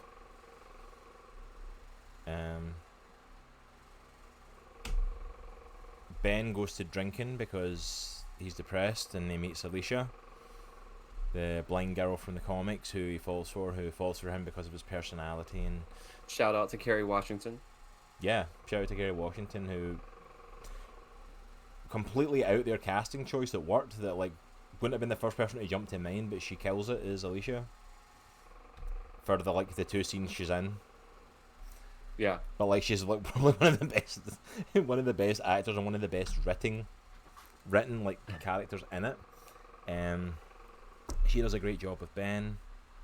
Yeah, we don't really develop that because I guess we don't want to go into the whole thing of where Johnny sleeps with her before Ben and her get back together and get married. That's, we're probably not going to fit that in. So let's not explore her character too far. Yeah. Doom goes crazy. He has, like, a growth, like a metal growth. Yeah, like this. Which, again, I'm not a huge Doom connoisseur. I like Doom. I just don't know a lot about him. Pretty sure he doesn't. His outfit is not a growth. No, it's armor. But in this movie, they make it that's his power he got from the cosmic rays. It makes a growth on him, and the armor starts to grow. And you see, like, cuts with, like, green beaming out of it. And he can shoot force fields out of his hands. Which, nice shout out to Fan 4 Stick in the future. They decide to copy that green stuff glowing out of his metal skin that is now his actual skin for their Doom. Because it worked. Yeah, it worked so well. Homage to the source But the material. only thing that doesn't have it is his face only has some cuts, so he has to smash open his humanitarian award from Latveria. Of course. Which, if you've not read the comics, that's the country he's basically ruling. Yeah. But they just give him a humanitarian award in this, and he puts the mask on and puts on a cloak because, as you do. Why not? Because it's like, it doesn't make sense. Like, in the comics, it makes sense because Doom is an arrogant jackass who believes he's better than other people. He believes he is smarter and probably is smarter than anyone else. Like, literally, he's probably the only person that can compete with Reed intellectually and win. He's arrogant. He is literally a dictator whose people are okay with him being a dictator. He treats the people of Latveria well, and they're happy with Doom to be in charge. So he wears, like, royal robes on top of his armor. Like, it makes sense for the character. This is a business mogul whose thing just fell apart. He's losing money. His company's disappearing, and he's like, I'm going to go bat crap crazy and dress in metal armor and a cloak. Force lightning. It's like making Lex Luthor a real estate mogul. Oh, Totally not the same thing, but whatever. never mind. That's a rant for another video. We've done that one already. Yeah. But yeah, I mean, yeah. and then out of nowhere he starts turning the Fantastic Four against him, which I love. The person I watched, it was kind of doing a recap on it. He says this literally comes out of nowhere. Like, there's literally a rivalry in the comics between Reed and Doom since they were in college. He hates each other. He wants Sue to be with him at one point. Like, he's a freaking godfather and named their daughter in the comics. Their daughter's called Valeria. Doom named her, and it's her godfather. Yeah. Like, there's this whole intrinsic history. This is literally just a random team he took up to a spaceship. They hint that he knew Reed and that Sue worked for him, and now he's like, yeah, I'm going to kill you all. Yeah. Because I don't like you. Out of nowhere. But not before I give Ben the ability to turn human again. Oh, but look, Reed can do this, but he's actually having a dinner date with Sue because how dare he have a personal life? Well, you're a big rock monster and he's not really going to change you. And then he storms off and Doom says I can do it and turns him into a human again, you know. And then he proceeds to throw him across the room, which would most definitely have killed him. Yeah, like, you're not a rock monster anymore. You're dead. Yeah, you're dead. To which Doom then, like, starts taking them apart and starts, like, dismantling them. He captures Reed and, like, freezes him, which kudos to that. I do like that as a cool trick. Like, how do you stop? You know what happens to rubber when it's frozen? No, what does happen? I don't know. The same thing that happens to everything else. Wait, no, that's the wrong Fox Bad movie. That line that I'm quoting. Oh my gosh. Oh, thank you, Isaac. I awful. appreciate it. Isaac says we're on fire today. Like, thank you so much. Like, give us a bad movie to rant about, and apparently we just go. I'm like, We will rip it a new one. so Not that it needs it. Ben stops being human after 10 minutes Mm-hmm. because he decides I need to save my friends, and he becomes the Thing again, and apparently turns into the Flash because he makes it across to Doom's Tower in like record time. Well, he's a scientist, so he can teleport. Of course, Yeah, there you go. you know, or that's just an ability rocks have. They just don't use it, you know. But yeah, so he makes it over there, and we get the big fight scene, which I love. The person I watched it kind of reviewed it, like when they even do that cliche that they did for a little while of like where the bus lands on the guy, and he just walks off the bus. Like Doom has a bus land on it, and he walks off it as if he was on the bus, and it's like, okay, Yeah. and like, and I love. Well, they did. I love the final fight. gonna- It was literally the final fight is one thing. Doom is defeated by a fire hydrant in heat. Like Johnny goes super. One of the best villains in Marvel Comics history is defeated by a fire Yeah. hydrant. So like Just keep that in mind. you know, it's like Johnny like goes supernova, heat and warm. Sue keeps it all contained. Ben breaks the fire hydrant and aims the water. And Reed aims it towards Doom and it freezes him in spot. In the cliche, Because we they're all working gotta work together. They're working together to beat him because they can't do Yeah. it on their own. So they have to work together in unison. Yeah. And then Doom gets like Indiana Jonesed. And he gets put We're gonna put him in a crate. he puts in a random crate in an eliminated room with all this other stuff that's just hidden away.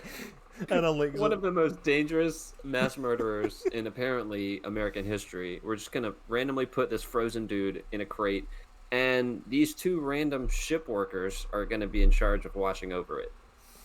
They have hard hats though. they have hard hats, so they're safe, you know. They know what they're doing. And there's a guy with a clipboard too. So Yeah. just keep that in mind.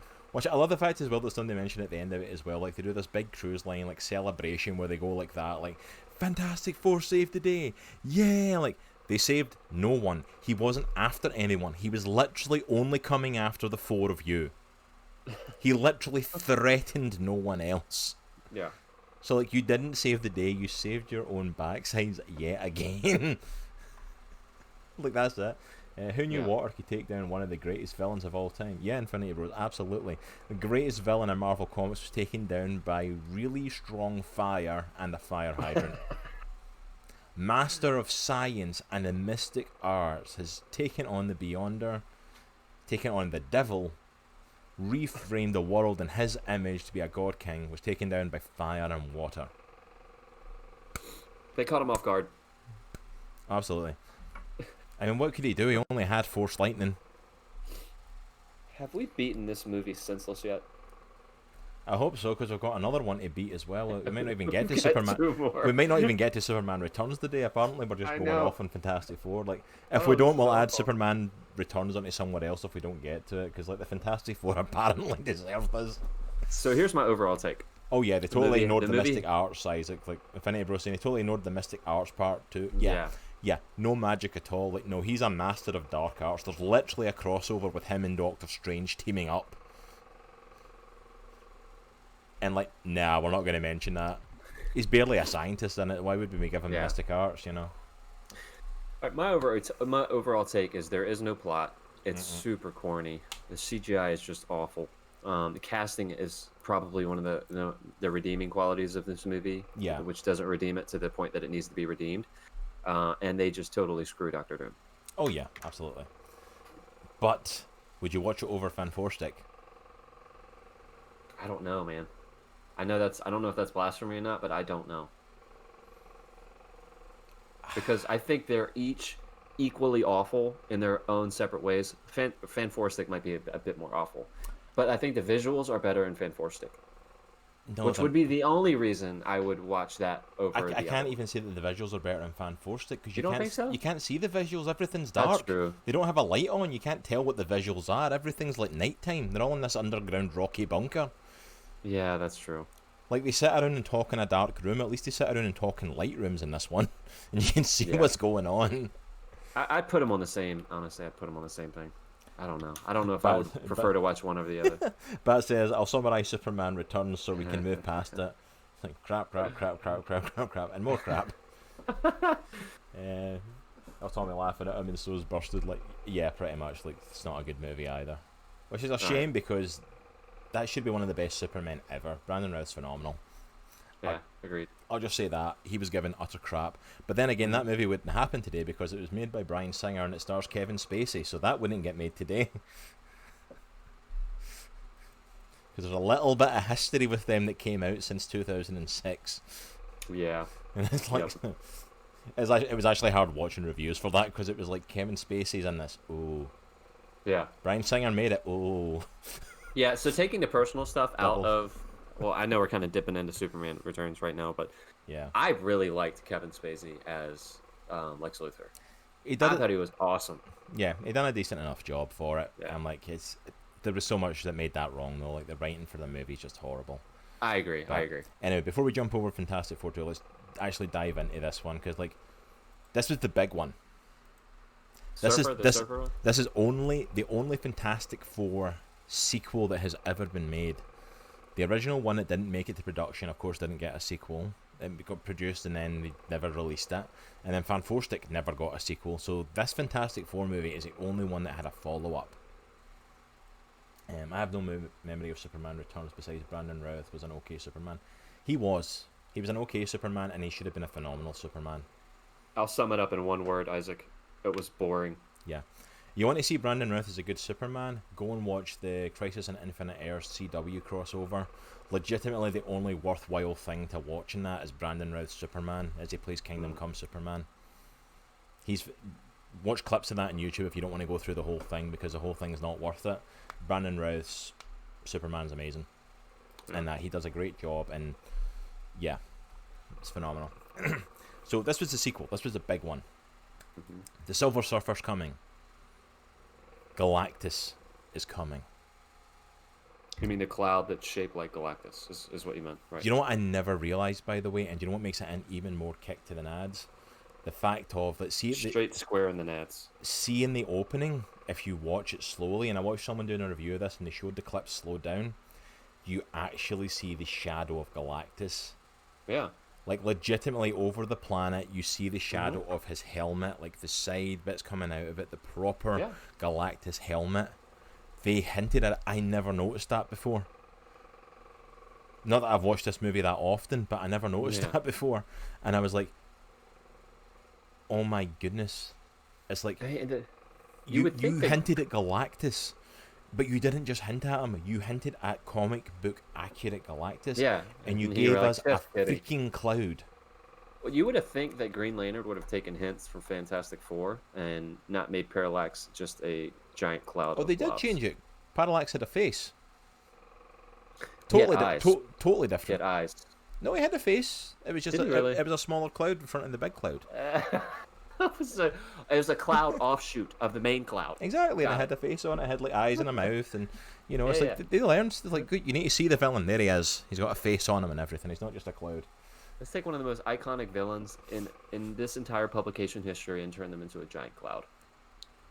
Both have been guilty.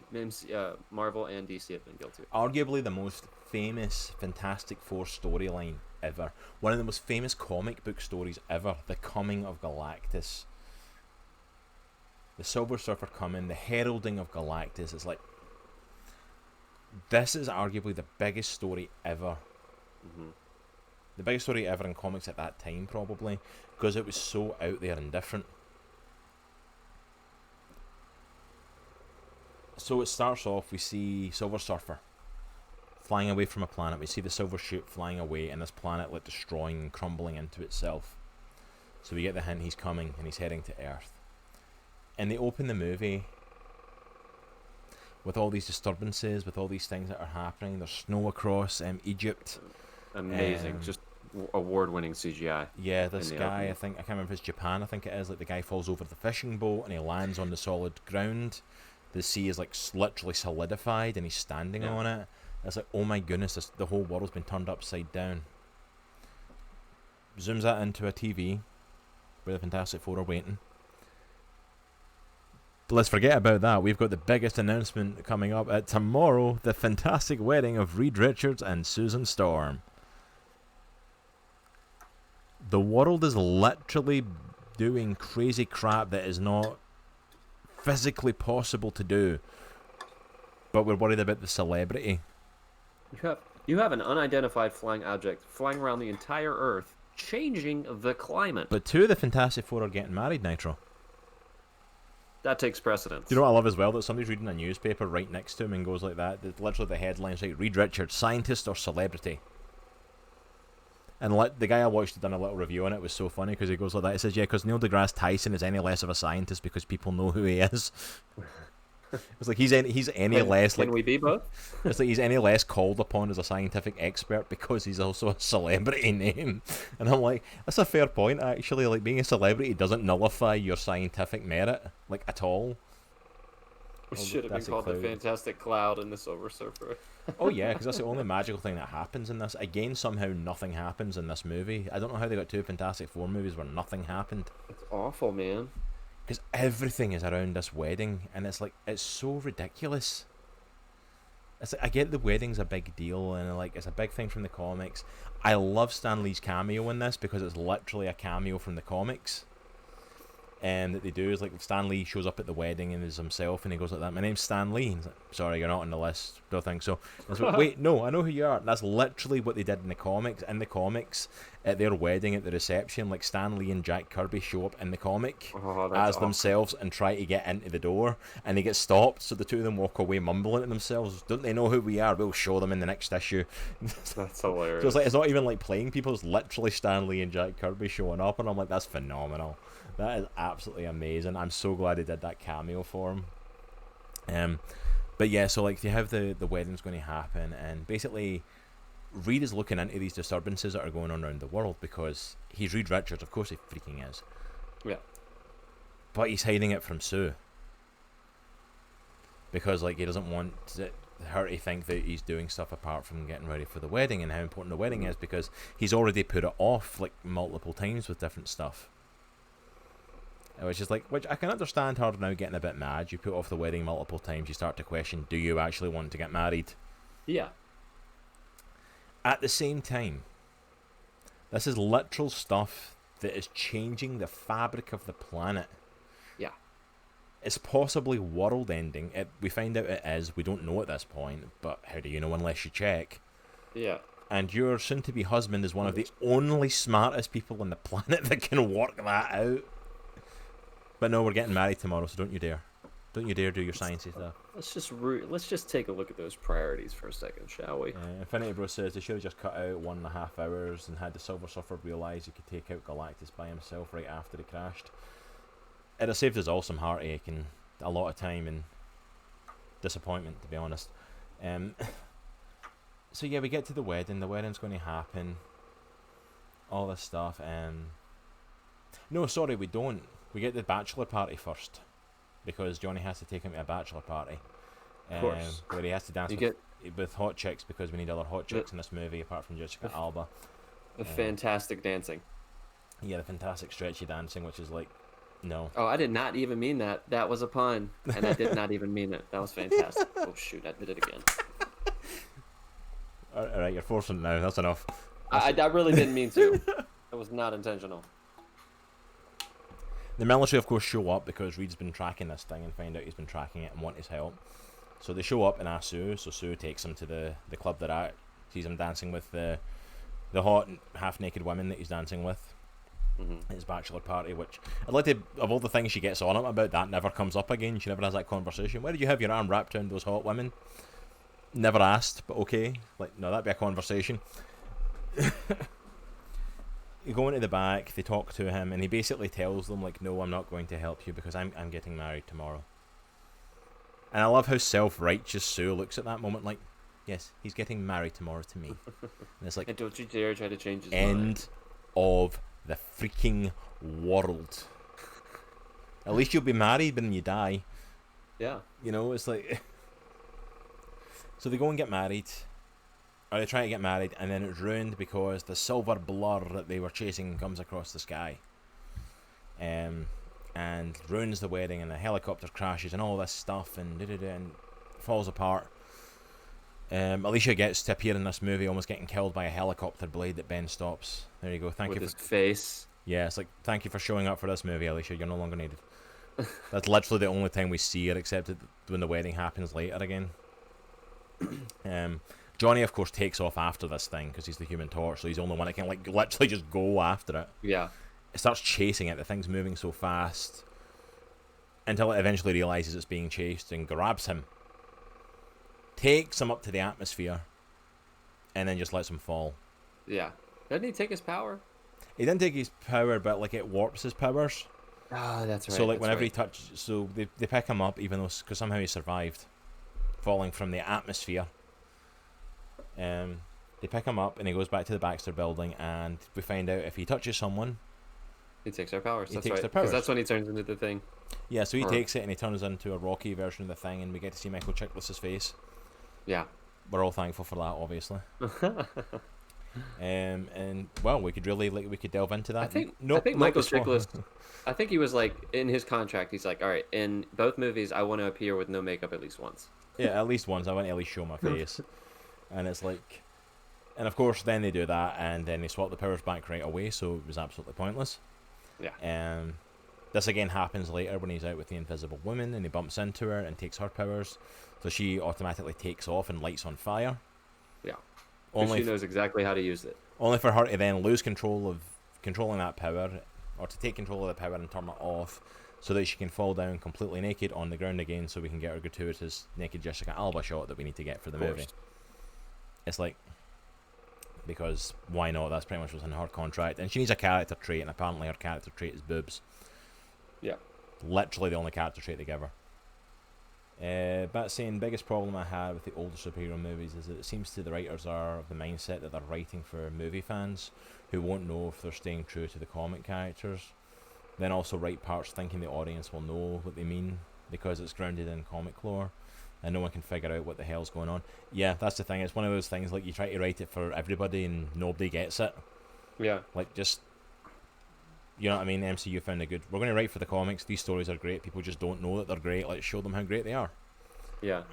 That's a really good point, because that's one of the things that I like about the later comic book movies is because they take it, they take pride in the source material. The Cloud is not as ridiculous as those. As the Thing's giant sneakers or trainers. It's like yeah, actually I'm like, wow, how many of those did he have to get custom made just so he could wear? Yeah. I'm like, do you really need shoes? Like, you're the But Thing. I appreciate the fact that the comic book movies like DC and MCU, they take the source material seriously, Yeah. but they're not afraid to like show loyalty to the source material. Yeah. You know what I'm saying? It's a really good mix. But also this, they don't. But also they don't deep dive too much that normal, like, moviegoers are going to be lost without explaining. Yeah. Without explaining where this comes from. Yeah. But yeah, literally we get those scenes with the powers changing over. Then they get recruited to go and help capture the Silver Surfer. Who Lawrence Fishburne as the voice. Oh yeah, I forgot to fantastic say. casting. Lawrence Again, no pun intended. Awesome casting. Yeah, Lawrence Fishburne And is cast as a voice. Doug Jones, shout out to him, who is the actual Silver Surfer. I thought the way that they made the Silver Surfer, the CGI mixed with the practical effects mixed with the voice, it's kind of like a Darth Vader type thing. Yeah, I really it's like really the way cool. that they did that. And Doug Jones Yeah. plays a lot of creature makeup. If you've seen the Hellboy movies, he plays Abe Sapien, the water Okay. creature. Yeah. If you've seen The Shape of Water, the Guillermo del Toro movie, he plays the creature in that. Yeah. Who else did he play? Doug Jones plays a ton of like creature Okay. characters. I didn't know that. He does a lot of makeup like this, so like he's perfect casting for playing somebody like Silver Surfer, someone who's Yeah. completely encased in makeup and gets right into the character. He's perfect for it. Mm-hmm. Lawrence Fishburne's voice, I'm gonna say it though, he's a great voice casting for it. It takes a little getting used to coming out of that body. That's not the voice you expect to hear when you first see him. I'll agree with that. Yes, hello. And I'm like, built like a jockey's whip, you know what I mean? He's this thin and it's like, Yeah. like wow. It's like your voice is like way deeper than it should be. Yeah. Like I'm going to assume that's the power cosmic doing some stuff to you. But yeah, so like yeah, they get enlisted to help, and apparently after they screw stuff up, Doom also gets brought in because Doom has to get brought back into this movie, and he breaks out of his crate and his stuff starts to go back, and like he had an encounter with the Silver Surfer earlier where he's sent after him, and when the Silver Surfer shoots him with his powers, Yeah. it heals him Yeah. because. And then the army go, you know who we need to bring in to help you guys because you can't get it done? Dr. Victor Von Doom.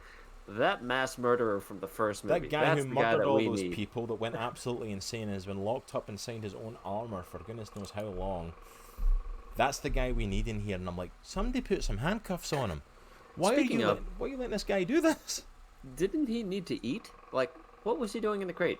Just standing there? Like, he didn't need to eat, use the bathroom, nothing like that? I mean, nobody felt they need to explain that? Nah, like I can only assume that they fed him because like I'm assuming the mask came off still because that wasn't his skin.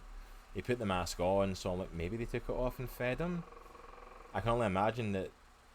I don't really know how he went to the bathroom because like that armor isn't armor, that's his actual skin. So I'm like, Yeah. did he become a Ken doll? Like did it just like over down there and like his bathroom's not a problem anymore, or is it like one of those like you know if you've ever seen the SCP stories, like one of the ones that's like inanimate and stands there, it just poops every so often without you knowing. You just have to send somebody in to clean it up, you know. Like it's like stuff that they like. We're not even gonna think about it. Let's just put it in. Like, don't think about it. We're not going to worry. He's back. Well, like they made a big deal. Like this one instance, They would have smelled like a pig pen. I'd say. I'm like absolutely. I can only imagine how bad that thing would have smelled. They made a big deal about the Thing in the first movie about how much he weighed, and he couldn't get on an elevator. And then in the next movie, like one of the very first scenes, he's trying to get a seat in the elevator or not, in a plane, and the plane seats, the ridiculous. I'm like, and I'm like, okay, does he weigh 4,500 pounds or does he weigh 500 no, pounds? I'm sorry. Like, People who are overweight need to buy like 2 seats. They sit next to each other. How does he not need to buy like a row to himself? all right, if he weighs enough to not be allowed in an elevator, he would not be able to sit in an airplane seat. Like, let's be for real. Not on one airplane seat between 2 people. You'd have had to take up 1 or 2 rows worth of weight. I'm not saying you have to over logic everything, but at least you need to make stuff as logic proof as possible. Yeah, and I'm like, oh yeah, it's funny he Come can't on, get man. in the seat, her, and I'm like, no, that plane wouldn't be able to take off. Yeah, like they would be grounded. Do you know how many cases they take off and put on other flights? You know how like when you don't get your luggage when you land and it's because the plane was too heavy? Yeah. And they have to stick it on another flight, and I'm like, That's why they weigh your luggage, because I'm they like- can't afford to have that much weight on a plane. Sorry, that was a pet peeve of mine. Yeah. Like, logic in movies, that's important. it's insane. But alright, so we get the scene where they then go after the Silver Surfer again. It's actually a kind of cool scene because you get Silver Surfer getting like rockets launched at him and all that stuff. Dude, that's during sweet it. when he stucks the And, rocket. the up rocket, and into he the lifts the board up and it absorbs it and stuff. And I'm like, okay, that's pretty sweet. And we get Susan talking to him, and it's like, and he kind of connects with her and stuff and stops, but they end up using it to trap him, and they separate him from his surfboard. And you find out because like that's the source of his power is all from the board. Still don't know how they found that out. Well, so it's from that video. So they showed a video of him taking the power away from Doctor Doom, and they saw a surge of energy coming up from the board. So like, So it was, he gets yeah, his that's power right. from the board. That's right, And that's right. Everybody's like, all right, are we gonna actually like try to scientifically prove that, or is that just a conjecture?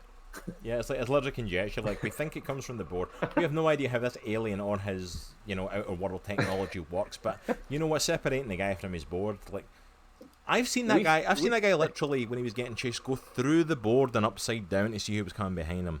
We just watched it absorb a rocket, and I'm like, do we know this guy can be separated from the board? We're taking a big risk here without checking stuff. So in the 10 seconds of footage that I've seen from this alien from another planet that can change the climate of the Earth, I think his power comes from his board, so we're gonna do all of our power to try to take his board. Sure, that makes sense. Infinity Bro I do said, like the fact. I do like when they. So when they took the board away from him, he turned from this shiny silver to this more like dull, like pewter. I thought that was a cool. yeah, like Like he lost the I power thought that was cosmic cool. from it. Yeah, it was a good touch. Infinity Bro What were you gonna say say? there were a lot of perceived challenges with early superhero movies. A lot of the strange choices they made were to make it to produce a more appealing, easier to produce, sorry, or more appealing. Movies now definitely learn from those mistakes. Yeah, 100%. Because basically that whole scene then we get is them in a room talking. Sue goes invisible, sneaks in to talk to him, and find out the reason that he does what he does is because Galactus destroyed his home world and he's coming to Earth. First time, like the Herald of Galactus. How far are we into this movie? And it's the first time he's mentioned Galactus to them.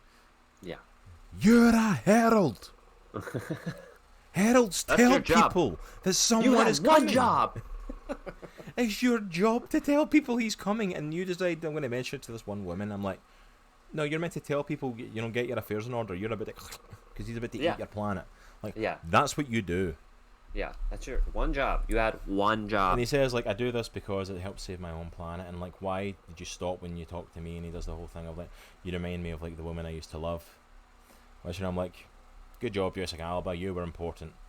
You look like the hot chick he used to be married to in his own planet. Yeah. Good job. Well, That's character literally the building only thing she does in 2 movies is there, that. pretty much. So they decide they're going to, like, go ahead and try and free him, and they try and break out the place. Held message for reason. He's so horny. Yeah, pretty much. Pretty much. Be careful with stuff like that, ads, because apparently, like, when Skeet started going off at the Infinity Bros, it decided to just start deleting messages. So just in case I'm still working out the new bot, okay, it's like it will pause stuff for me to check, and it might delete stuff. So just Yeah. FYI, we're still working the kinks out of him. It's his first day. He's doing it. Just go easy on him. He's winning. You know, he's managing. So yeah, they break out of there, which I'd like to point out. They break out of there by, like, Johnny, like, seducing this woman guard who he spoke with in one scene previously, and then it's built up that there's a connection between them, even though we've never seen a connection between them apart from they're both good looking, and that's enough. He's so defensive of you guys. Yes, like, Skeet's just doing his job. He's trying to keep us safe. Better than Nightbot. Nightbot did jack all. No, everybody was like, I ain't touching that. You guys can do your own thing. You do your own thing. I'm going to sit over here. Get me another drink.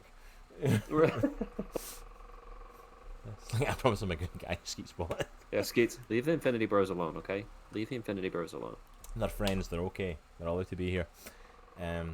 But yeah, so we get the whole thing with Doom getting the board, and it gives him unlimited power for like 2 minutes until they stop him, and they stop him. I don't even remember the build up to how we get there. Like, something happens. They end up over Asia. It was sweet seeing him on the board, though. I'll Yeah. be straight up. It was sweet. It would be. It's a cool visual. Like, Doom's, as we said before, Doom's outfit doesn't look too bad, so it's a cool visual.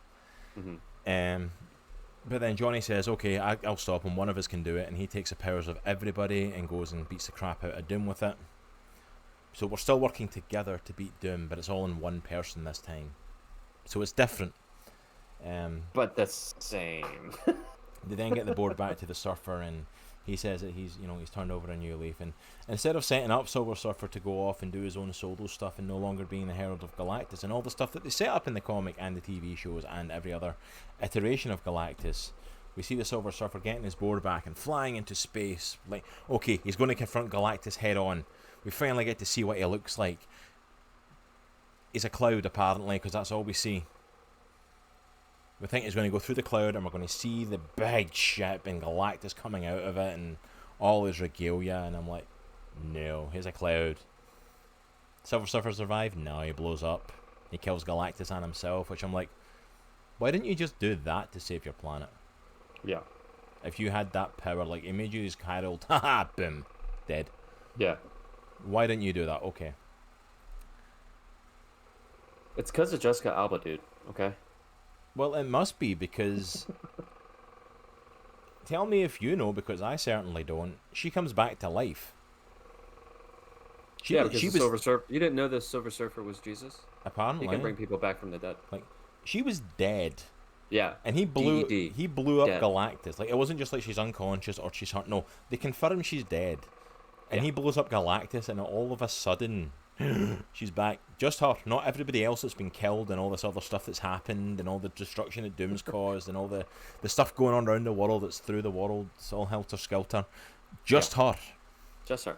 Like, good thing you like the woman he used to bang, because apparently that saved your life, Hen. That's literally the only reason you're alive right now. I would think maybe he didn't know he was able to take Galactus by himself. I'd like to think that, but then again, you were taking a big risk going to take him on when he's at the doorstep of this planet you'd really want to save. Because you're like, you could have literally went boom and it did nothing, and you've just screwed everything up. You know, one thing I realized watching these two movies is that obviously Marvel is going to do their own take on the Fantastic Four. They're going to do their own take on Silver Surfer, Galactus, Doom, and all that stuff. And it's just going to make it that much sweeter when they finally just nail it. Think of every other character that they've redone when they've gotten the rights back to them. Think of like, you know, like we talked about the first Spider-Man movies, and there's a good bit of nostalgia there. Amazing Spider-Man's first one was alright, second one was awful. But think about how it was when Marvel finally got their hands on Spider-Man. Think about how it was when Marvel Netflix got their hands back on Daredevil. Oh man, yeah. Compared to the Ben Affleck one. Think about those things. Like, imagine what they'll do with full role of the Fantastic Four to make Doom who he actually is, to do a Galactus at his peak. And going back to, I think Infinity Bros said it a little earlier in the stream. I think Doom is going to be like a next level, like Thanos level villain for the MCU. Like, he could span over like dozens of movies almost. Yeah. Daredevil on Netflix was awesome. Burst for days. I agree 100%. Absolutely. It says maybe they wanted to warn other systems and possibly find others to join him to defeat him. Maybe it's a possibility, but we'll never know. He did. He is dead, and thankfully that franchise is never coming back. I cannot wait for Marvel to get their hands on this. At least not from Fox. Yeah, I know. Marvel's going to do a phenomenal job on this. I honestly can't wait. It's going to be amazing. But yeah, so last wrapping thoughts of this, we will not be doing Superman Returns today. This might turn into a freaking 6-part series at this rate, because apparently we get through 2 to 3 movies if we're lucky. Yeah. I didn't realise how big of a rant we were going to go on about Fantastic Four, but apparently I have. Dude, I was like, I don't know if we're going to be able to fill 2 hours with this, but apparently we hate it so much. It's just ungodly. Like, dang, thank goodness we didn't talk about Fan Four Stick during this episode. Oh my gosh. That's got to be its own episode. That's an episode in itself, 100%. I agree. We're going to take you step by step. What went wrong with Ben Forstick? Step by step through the movie. Every single clip. Every single moment of the scene. Like, here's what they did wrong in this scene. Here's what they did wrong in this scene. Yeah. But yeah. I agree, Infinity Bros. I hope Charlie Cox and 100%. Vincent D'Onofrio come back. I need to if they don't rehire Vincent D'Onofrio for Kingpin, they don't need to exist. I need to see Vincent D'Onofrio's Kingpin in a Spider-Man movie against Tom Holland's Spider-Man. That has to be a thing. If not, they are dropping the ball. You've already proved that you'll bring people back. You brought back J.K. Simmons. You need to bring them back. Infinity Bros making fun of you there. It's so fantastic. Dude, that's my word, and it just so happens that we're talking about Fantastic Four Stick. Or Fantastic. See? I'm all mixed up in the game. I don't know what's going on today. Alright, but yeah, so last thoughts on Rise of the Silver Surfer. I really liked the look of Silver Surfer. Wrap up the film. They got married at the end at last. Yay! Yeah. The movie's about a marriage, and it just got interrupted by a galactic deity, basically. I don't even know if How dare you interrupt our marriage? I know. I don't even know if I'd call this better or worse than the previous one, to be honest. I'm like, it's just as bad. It's just a continuation of how bad that first one is. Like, and I loved it when it first came out. I thought Fantastic Four, awesome. We're getting more superhero movies, and then I grew up and rewatched it, and wow, when the nostalgia goggles come off, it's like it's a whole other world. Yeah, it's awful. Oh, you were talking about the last line of Fan Four Stick, Infinity Bros. I agree. It's just awful. Oh yeah, it's gonna be fantastic. It's like, what did you say? It's gonna be fantastic. What did you say? And like, so we don't have to say the name of the thing. Get it? We're gritty and edgy, and we don't have to say that we're Fantastic Four. Worst comic book movie line of all time. Yeah, honestly, because at this point I don't think there's been a good Fantastic Four movie, so it kind of puts it at the bottom of the barrel. At least some of the others, as cringy as they can be, like, I enjoy them. So yeah, so I think that's kind of us for today on the Fantastic Four. That seems to be our only one for today, so I'm going to edit like our title and stuff when I upload this to YouTube, because we didn't talk about Superman Returns. But thank you We for do, everyone dude. that joined us for this today. We do have one last major thing to do. We Uh-oh. are doing our giveaway today for those who were subbed or Patreons for the channel. Up to the end of June, it is time for the giveaway. We are giving away this beautiful artwork. This is not the final. It's going to be higher res when we actually get it sent out to you. This was a low res one that Nitro sent me to get on the screen. It's going to have all these different Batmen on it. There's 30 Batman busts in full. So yeah, Nitro's taking about an hour plus per Batman to make this. Yeah, it's 16 by 20 inches, so it's pretty big. Yeah, so this is going to be a big bit of artwork, and he is going into other versions of Batman. He's going into multiverses. He's going into future. I mean, he's got different people like Dick Grayson and Commissioner Gordon when they took on the bat suit.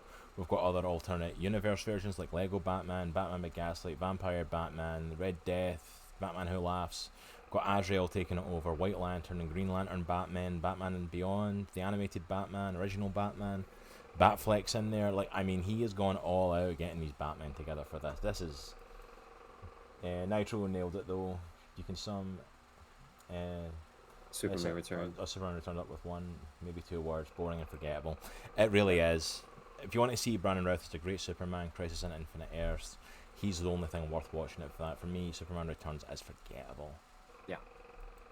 So we are actually going to do this giveaway, and I actually have a special thing to do this with. Because I can Google, and I can find stuff like this. We have a giveaway wheel. Uh-oh.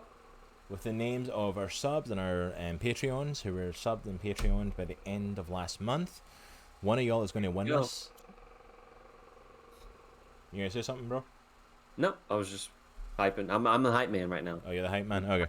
Alright, so I'm going to click this. It's going to spin it and we'll find out who's won. I have no idea who's going to win. I've tried this out a few times and it's random. It keeps going to different people. So I'm glad of that because it's not going to be like a definitive person I know is winning this. So, ready? Here we go. 3, 2, 1. And our winner is...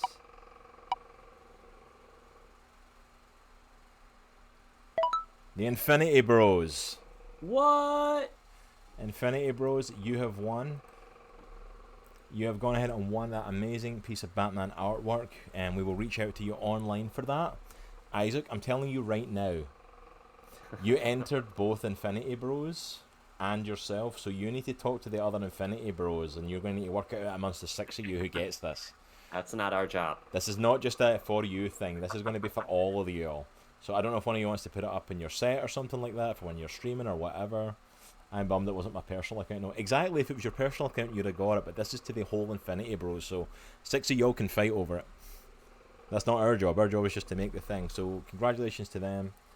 And thank you for everyone who subbed and who was Patreoned and have fight to the death. Yeah, there's going to be an Infinity Bro at the end of this. So thank you for everyone that subbed and was a Patreon to this and wanted to be part of this giveaway. I absolutely appreciate it, all the love and support from you guys.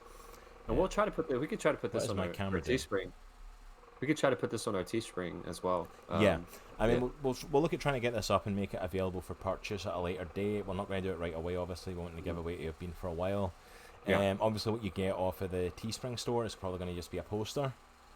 Version of it. So like, but hey, I've done that with posters. I've like put them in a frame and hung them up. You know, you can see some in Nitro's background or just like posters that he's hung up. So we can make it available like that if other people are still wanting it. But the actual proper like picture that Nitro's putting together, it officially goes to the Infinity Bros. So thank you for everyone who was part of that.